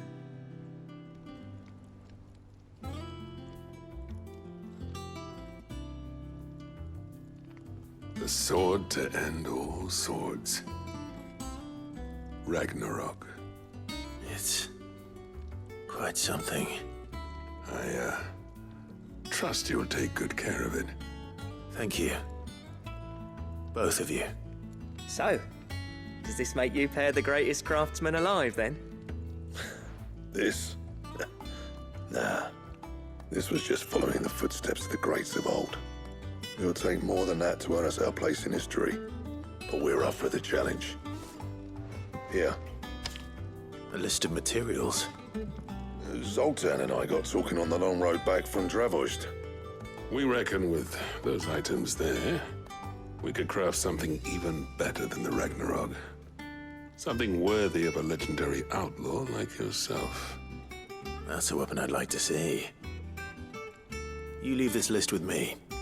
I was hoping you'd say that. One legend at a time, eh, lads? Before you start on the next, who fancies raising a cup to friendship reforged? Good idea. No more drinking to forget my past. It's about time I had something to celebrate. Then tap the kegs! Vulcan's boys are on their way!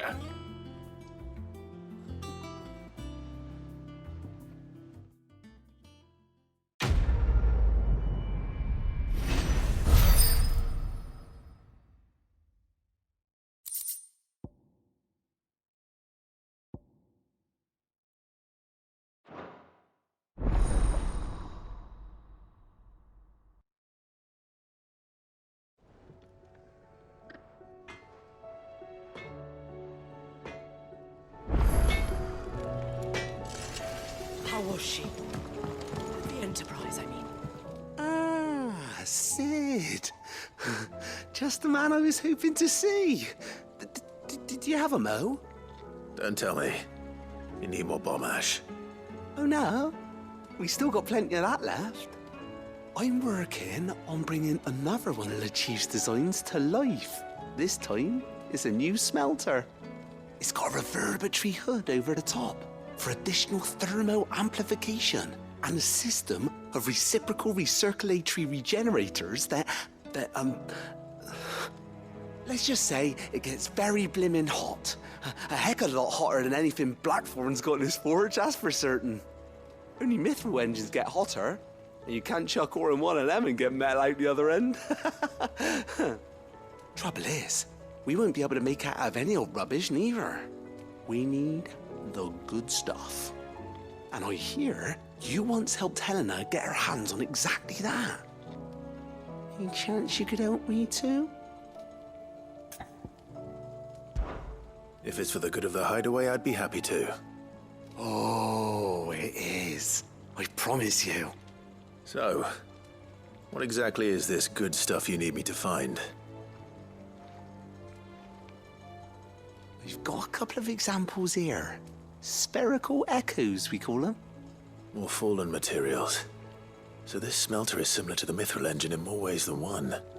That's right. They're a bit like the thermal helms. Fallen ceramics deal with heat like nothing else, see? And what's more, they're directional, transferring heat from the inside to the outside. But these things, they're all outside. If we line the hood with them, they'll reflect the heat right back into the furnace. We've collected as many as we can, and I know where we can get the rest. Trouble is, they're all watched over by their bigger, uglier cousins. So you want me to visit some ruins, destroy some echoes, and bring back the spheres they're guarding? That's it in a nutshell, yeah. We're only 3 short, mind, and we know exactly where they are. There's one up Amber Way, in that ruin that they call Lost Plume, and another in the Silent South over in Dalmekia. Last one is in the ruins of Advent, which is in the Empire. All right then. Wish me luck. It'll do. I'll be keeping all my fingers and toes crossed.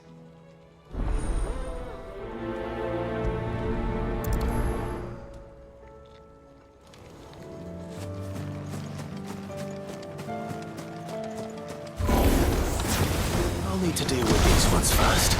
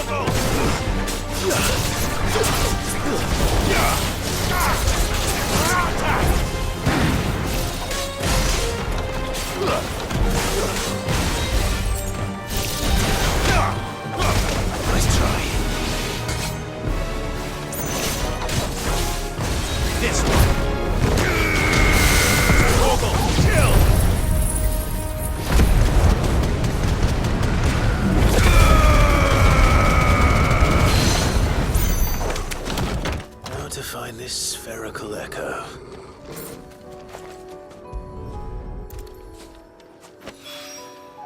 This is it. Right then. Just 2 more to find.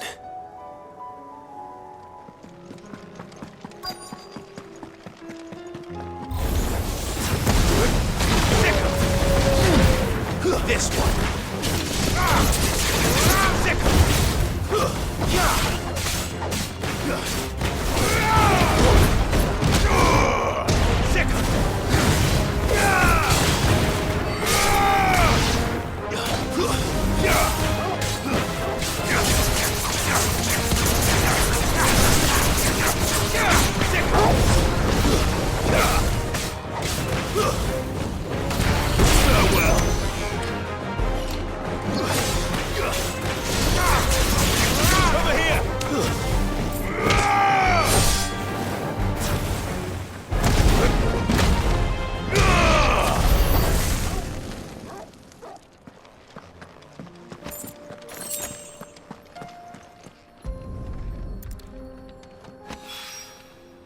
down.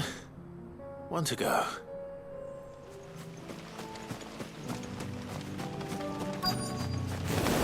Don't get surrounded. Over here! There's more!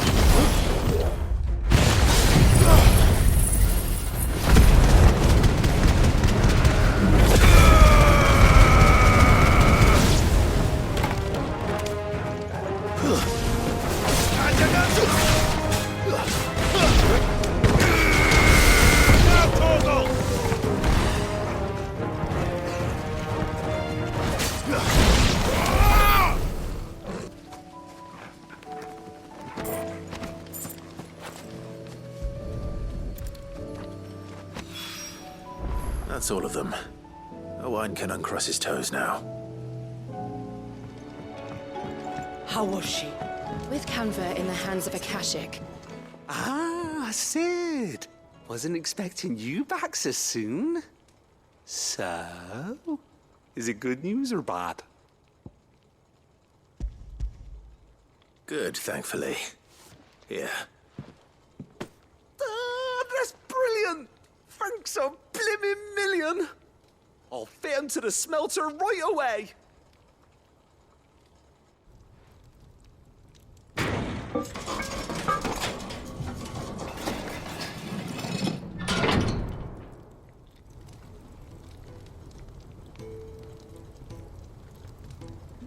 May I present to you the Telemon Furnace! Ain't bad, is she? She's a beauty. You saved my bacon again, Sid, and I ain't about to let your good deed go unrewarded. It's fine, really. My bag's flexible enough already. Oh, don't say that. I'm sure I can make a few improvements to it yet. You could just buy me a bigger... How about that clasp? Looks a bit stiff. Reckon you could loosen it up and make some more room? And I reckon I know how. With a new alloy we've been working on. The Telemon Furnace was just what we needed to perfect it. It's a metal, see? So it's lovely and strong, but it's also, well, stretchy, if you can believe it. Stretchy metal. Well, if you insist. That is the spirit. You'll love it, I promise.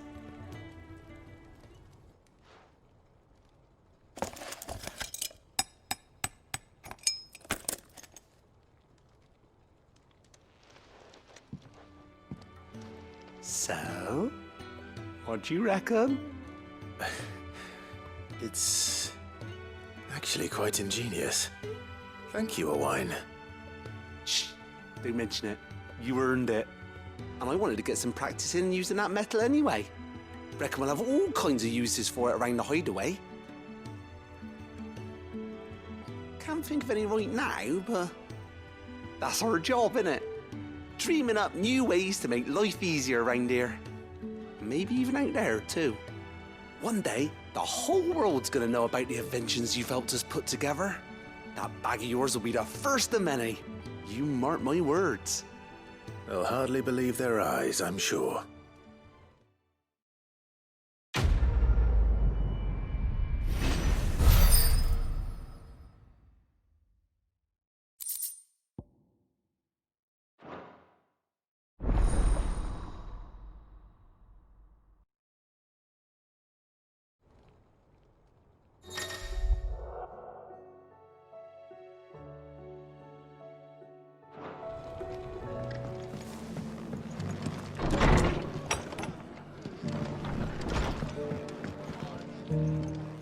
Clive, I was just about to send for you. I'd like you to take something to Sir Wade up in Eastpool. Seeds for planting.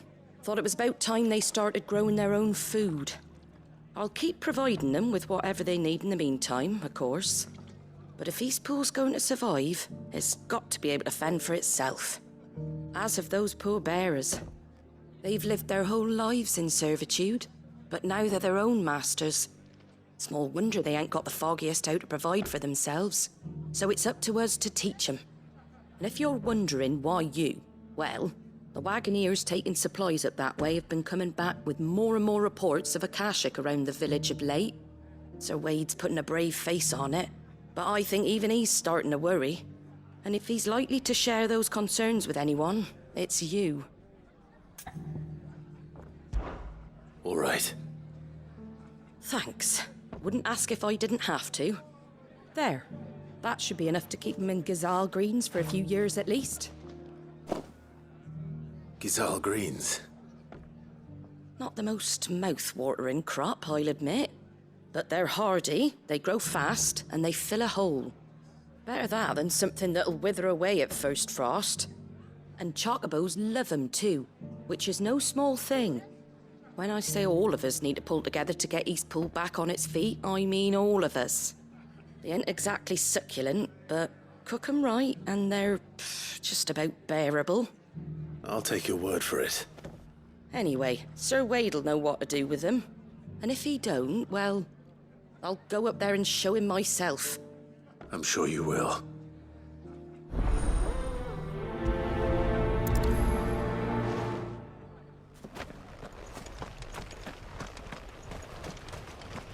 Ah, Lord Rossfield. What brings you to Eastpool? A delivery from Martha.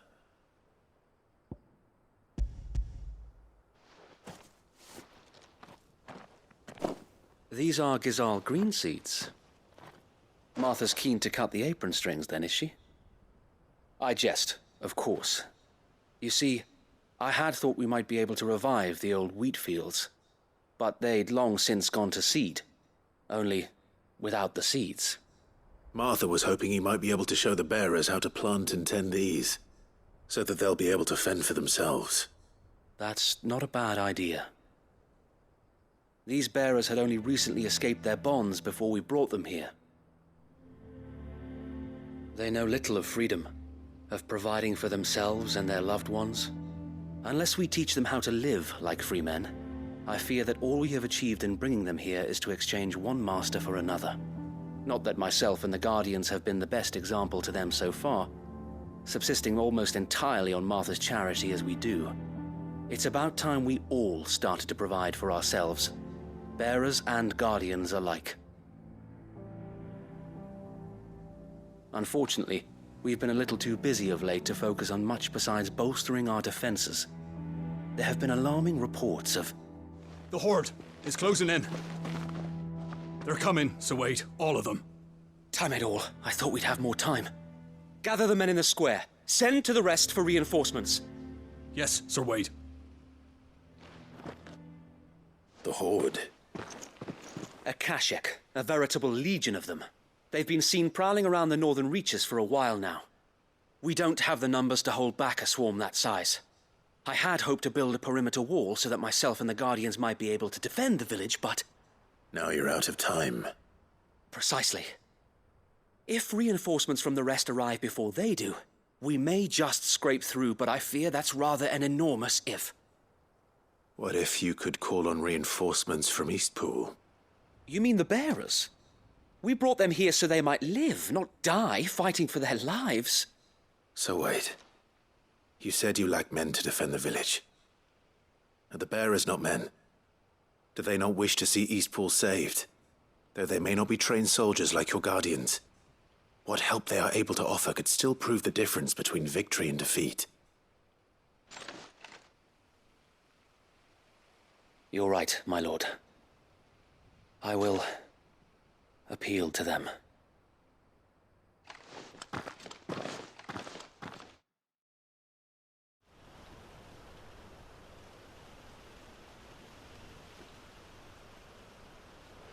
My friends, I humbly beg your aid. We Guardians are few and our enemies many. But I swear we can defeat them with you at our side.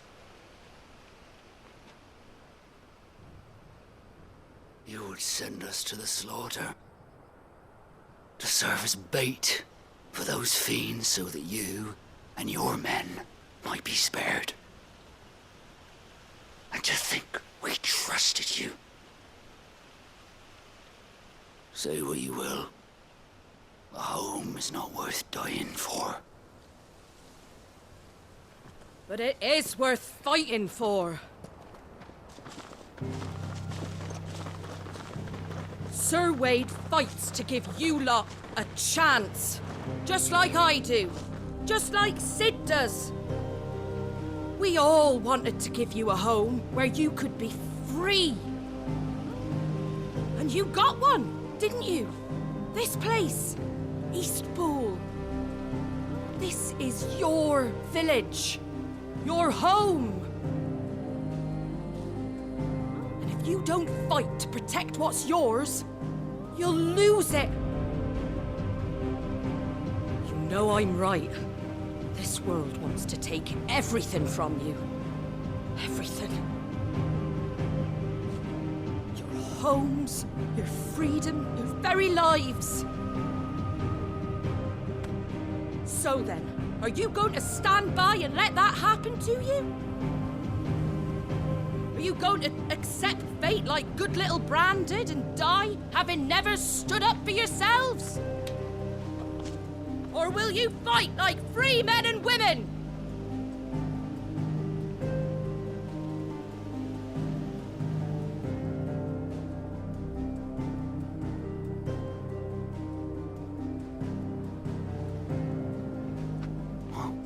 What are you doing? All right.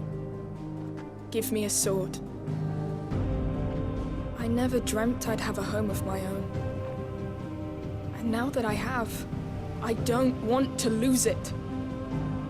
I will protect what's mine, or die trying. We all will. Free men and women, fighting together.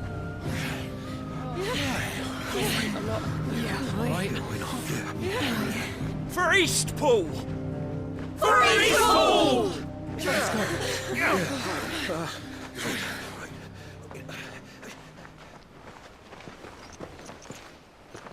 Thank you, Martha. Don't mention it. Just promise me one thing. That you'll show them how freeborn fight. Gladly.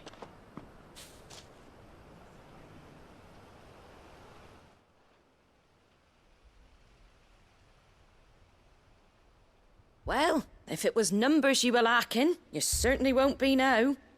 Thanks to you. Me? Oh, I just love the sound of my own voice. Lord Rossfield, my lady, we're ready. So what's the plan of action?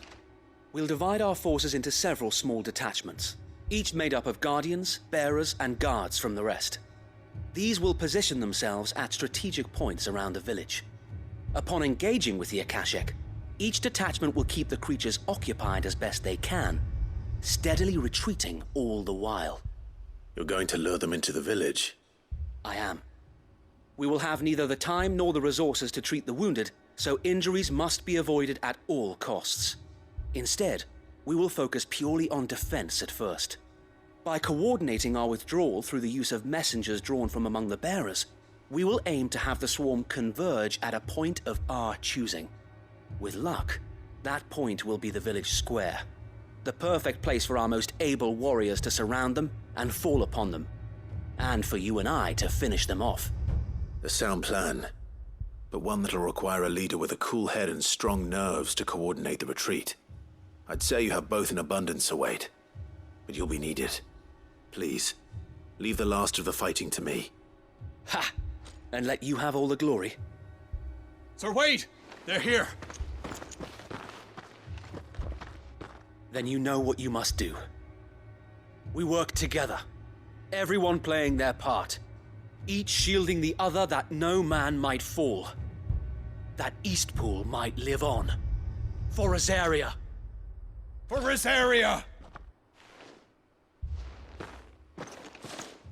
We've no time to argue, my lord. I'll do as you ask. And I will do as you ask. Suppose we'd better do our bit too then, eh? Right you are, Martha.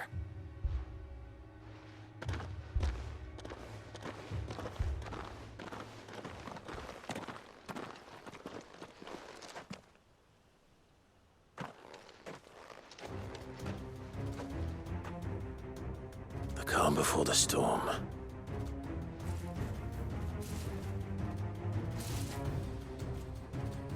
And here it comes. I will not let this village fall. Get him! Pull your Torgal!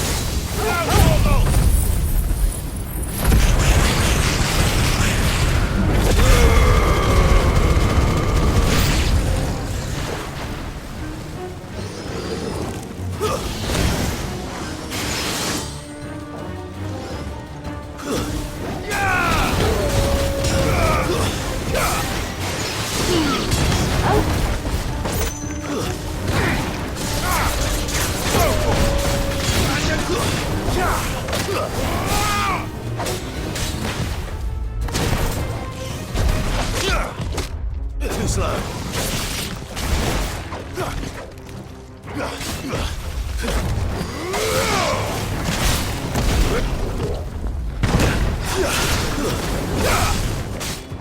Over here!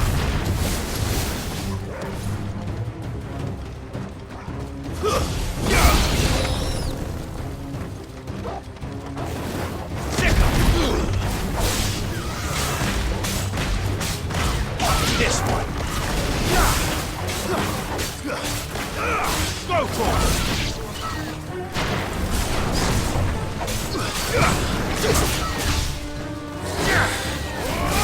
Over here!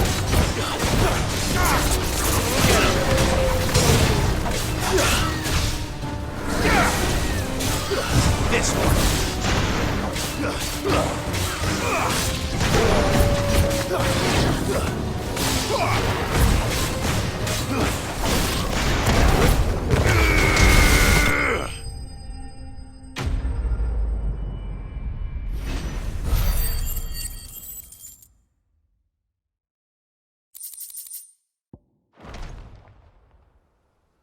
Looks like that's the last of them.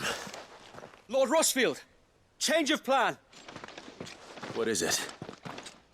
Owl from the rest. An Akashic curl's been sighted on Rhiannon's ride and is headed in their direction. Well, the better half of her guard is here. So wait, how many Akashic remain in East Pool? Hard to say. My men are still facing some resistance, but I think the worst is behind us. I could order a detachment or two to fall back and... No. Let them finish the job. You stay here too, Sir Wade. Your men need you. I'll go after the Curl. Join me only when East Pool is won. If you're sure, my lord. May the Founder protect you.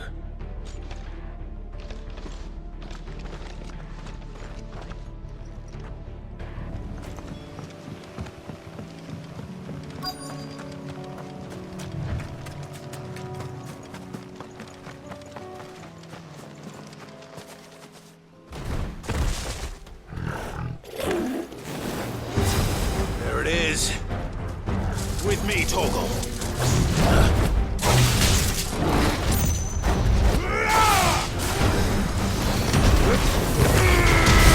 Torgal, kill! Too slow.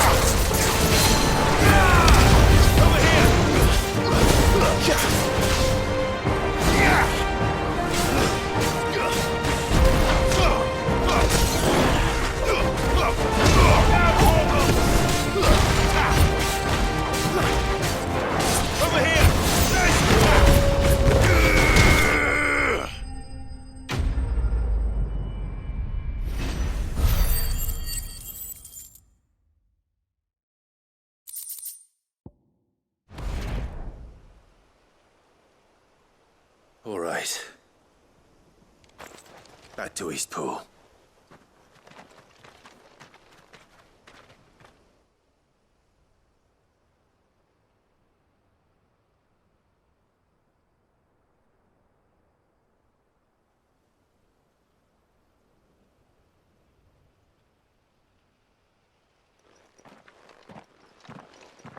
Lord Rossfield, the Curl, is it?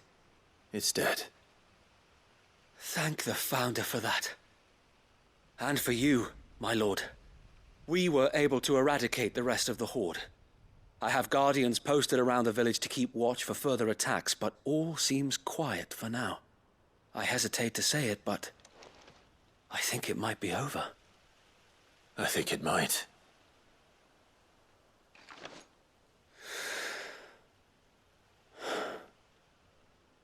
We did it. We saved Eastpool. Thank you, my friends. Thank you. No, Sir Wade. It's us who should be thanking you. You brought us together. Showed us what it means to fight for what you hold dear. We never had nothing to call our own before. We didn't know what it meant to protect it, but now we do. We really do. Forgive us, Sir Wade. You and your people saved us, and still we doubted you. But there's no doubt in my mind anymore. We're free men now, so we have to start acting like it. We have to fight to protect what's ours, to protect Eastpool. And we shall. We all shall. Together. This is our home. And if anyone or anything tries to take it away, they'll have us to answer to. Come on then. Let's get to work. This village isn't going to rebuild itself.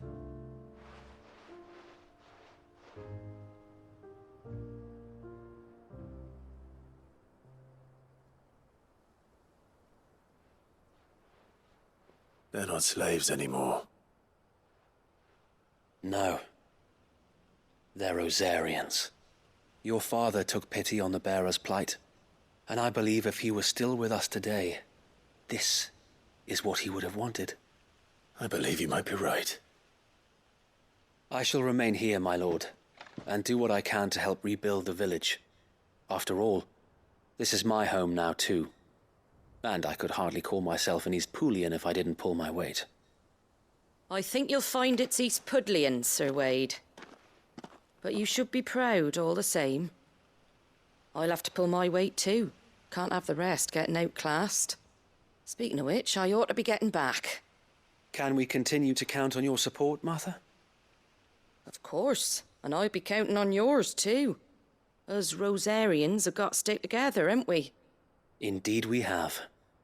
And Clive, come by the Golden Stables when you get the chance. I ain't paid you for delivering them seeds yet. All right. I will.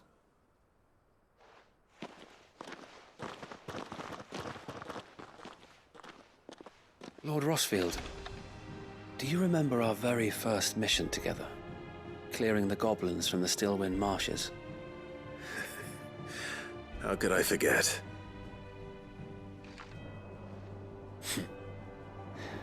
There's one sight that I shall never forget. You, facing off against that giant Morble. Not a trace of fear on your face. Since that day, there have been more than a few times when I felt like giving up. When the odds seemed so stacked in the enemy's favor, I thought I may as well just lay down my sword and surrender. But every time, I would think back to the look in your eyes that day and remember what it means to be a shield. Know that whatever trials Eastpool may face, I shall never lose courage. Thanks to you. So Wade, you have always been a true shield. I know that Eastpool, and indeed all of Rosaria, will be safe in your hands. Thank you, my lord. I know the rest of the world will be safe in yours. I'll do my best.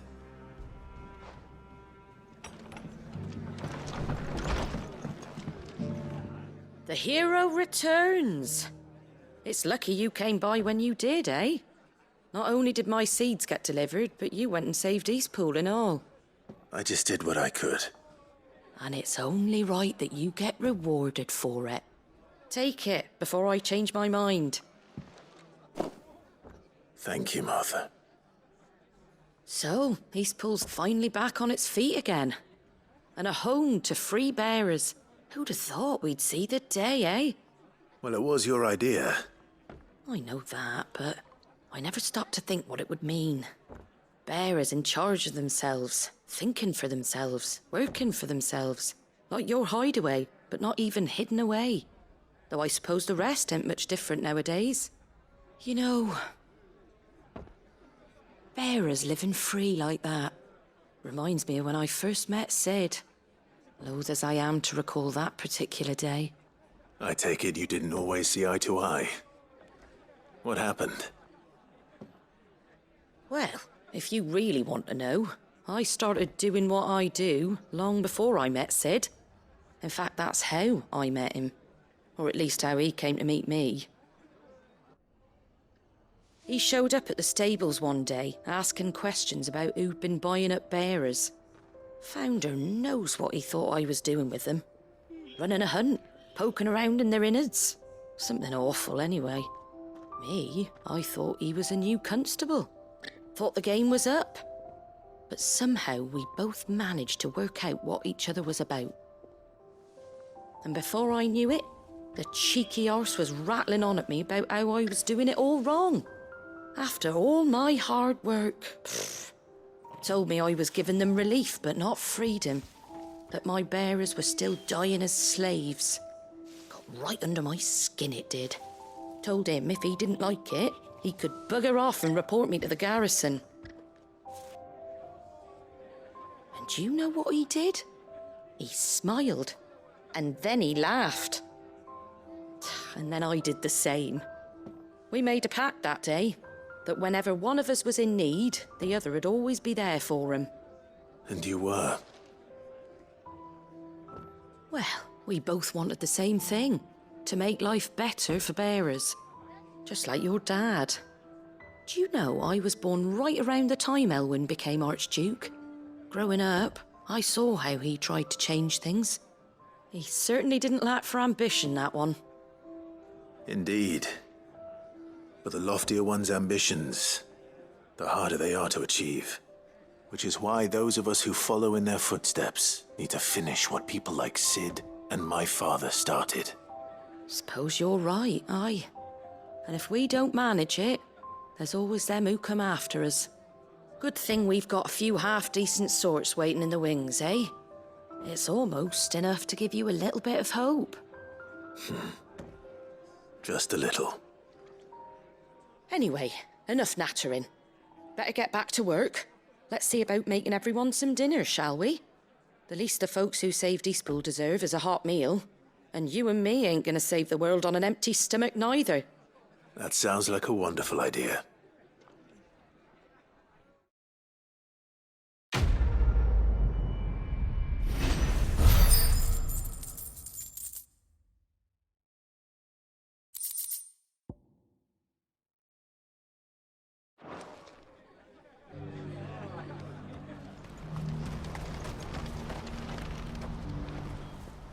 Clive, you'll be pleased to know that the negotiations are progressing well. That is good news. Yes. Our comrade in Randalar has just sent word that the contract should be signed very soon. But I still have much and more to prepare. It's a huge undertaking moving this many bearers at once. You couldn't do me a quick favor, could you? What is it this time? More wild beasts? Nothing like that. I just need you to go over to the caravans and ask El how long we have until the bearers arrive. Find out exactly how much faster I need to get all these supplies moved. All right. I'll go and ask. Thanks, Clive. I owe you one.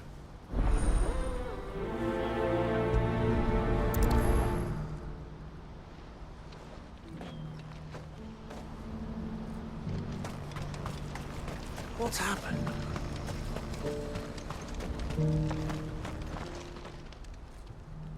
Don't blame yourself, El.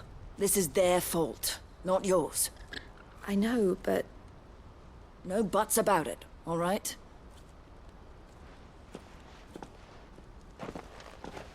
Is something wrong? Vonnie came to give me a message from our intermediary. The talks with the Republican army have fallen through.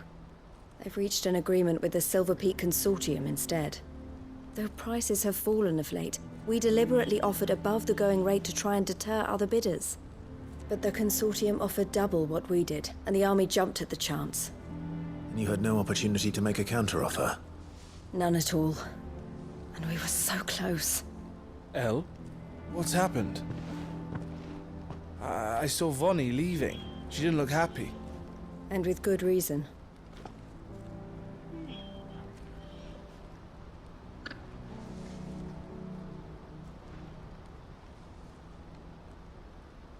But I thought we were the only ones the Fist were speaking to about the bearers. How did the Consortium even find out about this? It's not so surprising. They have ears all over the Republic. This isn't over. The Consortium will have to sell these bearers eventually, and at the price they paid, buyers will be few and far between. I'm going to Randalar myself. Alone? You sure that's wise? Are you offering to be my bodyguard? How kind. Meet me at the checkpoint near the capital gates. I'll send an owl ahead and request a meeting. You go to Cashlock, Theo, and get everything ready. We've waited far too long as it is. Even if I fail to free these bearers, there will be others. Someone needs to prepare the place and keep any prowling beasts at bay. Oh, and that's me, is it? Well, it looks like I'm following orders till she gets back from meeting the Silver Peak Consortium, who've been doing their best to undermine our scheme. She'll never join them after this, surely. No, she said it herself. She still has plans for Cashlock, even if this one falls through. She means to stay with us, then. I can't say I'm not happy to hear it, but... is this what she really wants? You have to trust her. You're right. It's what she wants now. And if Elle's off fighting for the cause, I should do my part too. So I bid you farewell and safe travels, my friend. I'll gather my men and leave for Cashlock. We'll make sure the place is well stocked and defended. You go to Randalar and see if you can stop my sister biting the Consortium's heads off. If she won't consider her prospects, someone has to. I'll do my best.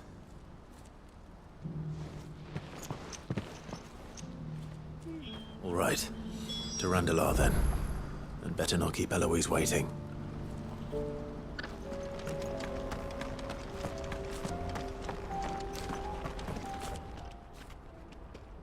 I hope I didn't keep you waiting. Did you arrange to speak with the Consortium? Here they are now. You wish to consult with me? I did. It's about the bearers you recently purchased from the Fist. We had all but finished making arrangements to buy them ourselves, and then you stepped into the fray. You misunderstand. The Consortium had an interest in purchasing them from the very first. It was only our regard for you that kept us from bidding. But your hesitancy in accepting our offer to you suggested that the regard was not mutual. And so we resumed our business. I did not hesitate. I am simply not inclined to make such decisions without first giving them due consideration. But what is done is done. Come then. How much do you want for them? Alas, you are too late yet again. We rarely take on such unconventional merchandise without a purchaser in mind. The bearers belong to him now. Who is your buyer? A trader from across the water. A most demanding fellow, if it's any consolation. He insisted the bearers be fed, dressed, even given their own bunks for the voyage over. That's what you get when you deal with continental types. I wouldn't know. Oh yes, the culture on the continent is quite different to ours. They pay good money for bearers not fit for the knacker's yard, and treat them like kings. But as long as they pay... That does sound unusual. No matter then. If they've already left our shores, there's little that can be done. Allow me to withdraw my interest. And with it, my interest in joining your organization. My associates will be sorry to hear that.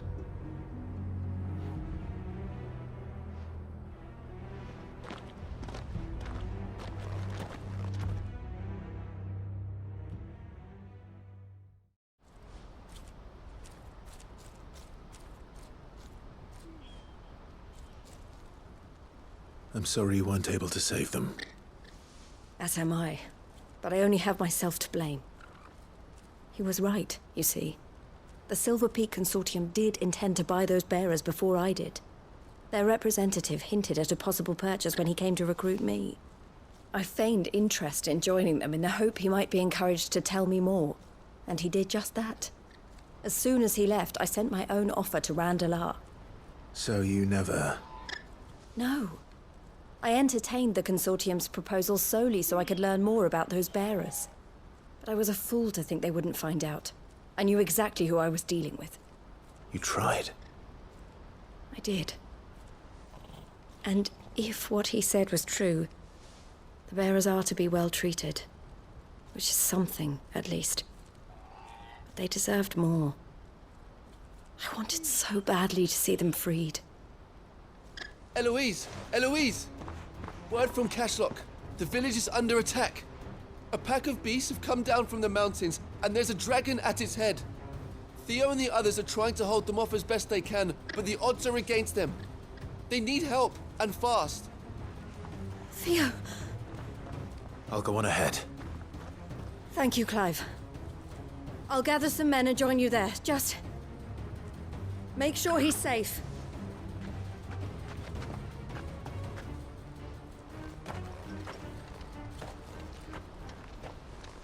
Hold on, Theo. I'm coming.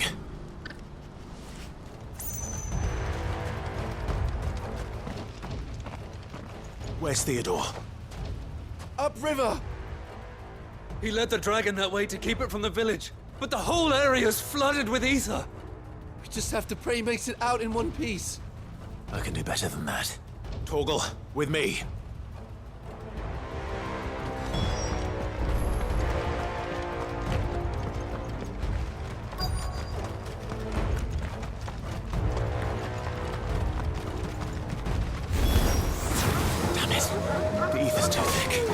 Creatures have already turned.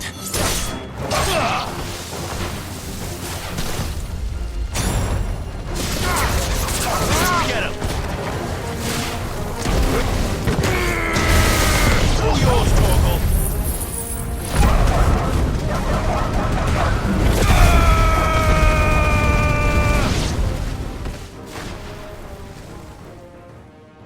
I can't waste any more time. I need to find Theodore before that dragon does.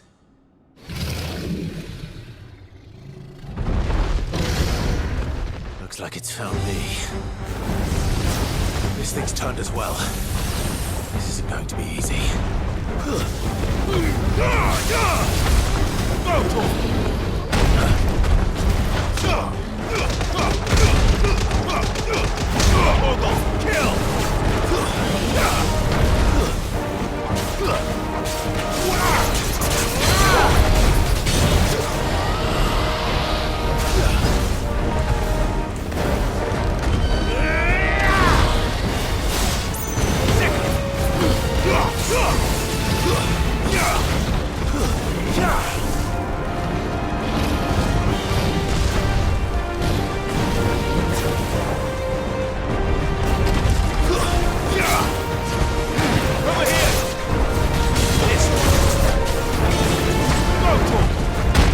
Over here!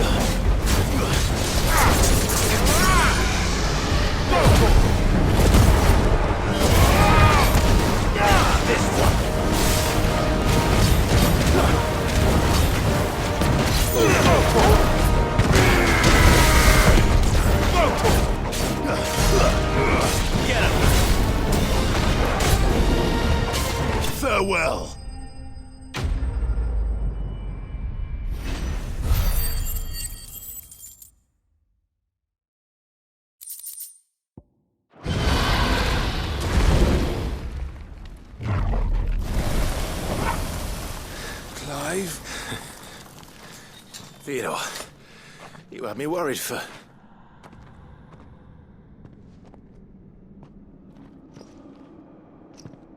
We have to get you out of here.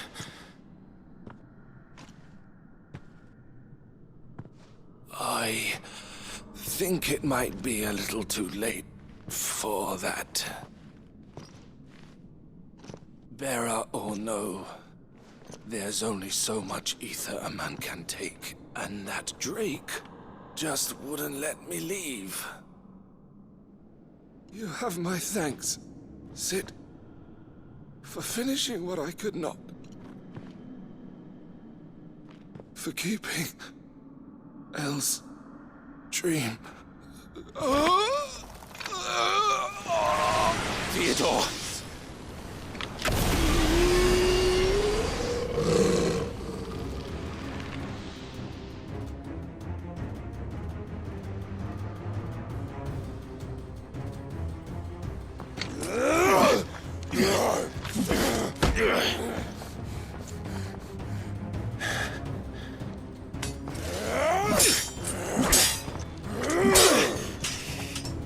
Don't make me do this. Stop it, Theo! Stop! Stay back, Eloise! He's turned. And so will you!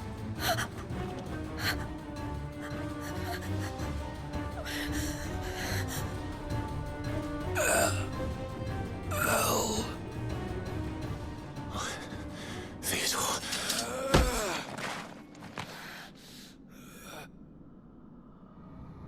Take care of my sister. Theodore, wait.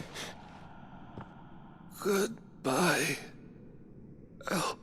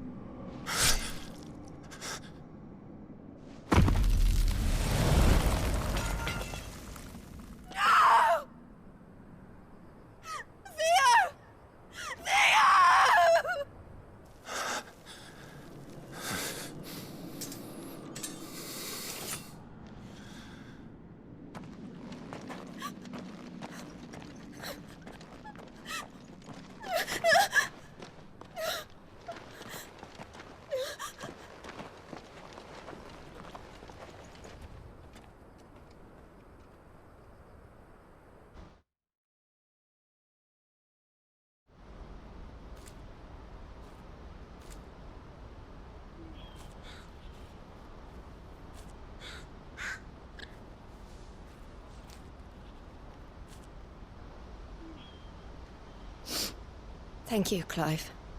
I think I'll be all right now. That was true bravery he showed. Leading the dragon away from the village like that. His first instinct was always to protect people. To put others' well-being before his own. And now he's gone. Because I sent him to that place, against his will. It wasn't against his will. He was ready to do whatever it took to show you he could stand on his own. So that you would finally be free to live your own life. To live my own life? He never could come to terms with the choice I made. What exactly happened? You once told me Theo was the first bearer you ever helped.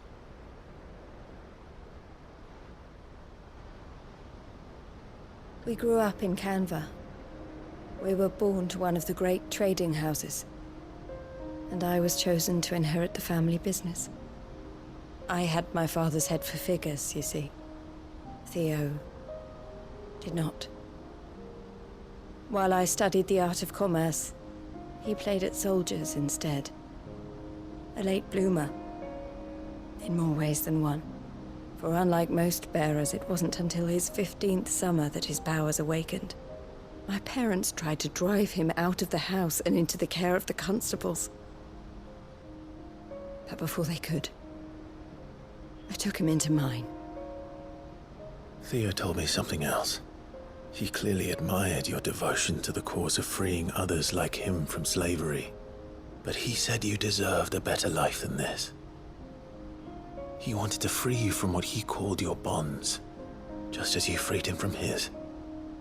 I would be lying if I said I had not wondered from time to time how much easier my life might have been if I had allowed Theo to be taken and devoted myself to the family business instead.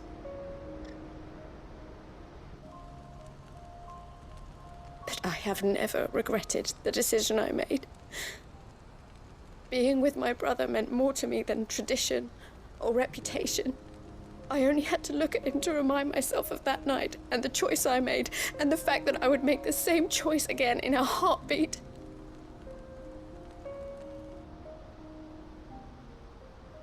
He was never a burden. How could he even think that? If anything, I was the one who weighed him down. You weren't, Eloise. He said it himself, that he had always been grateful to you for saving him, and that he wanted to repay you by letting you live the life you were denied. Neither you nor Theo weighed each other down. You loved one another. You did whatever was necessary to continue living your lives together, and you always would have. You're right. All I ever wanted, all I ever did, it was so we could be together. Oh, Theo, why did you have to...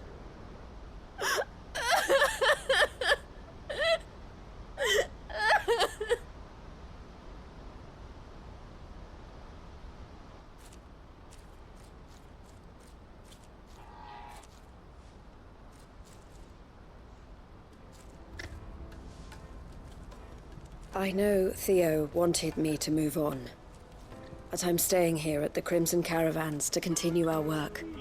We can make a difference here. We can help people, save them. I need nothing more from life than that. So I'll carry on doing what we do, ensuring that goods, people, bearers get where they need to be, bringing smiles to people's faces just like we always have, and to Theo's, wherever he is. This is the life I have chosen. The life I will always choose. I've made a choice of my own, to continue helping you however I can, whenever you need it. Thank you, Clive. Let's go on together then. For Theodore.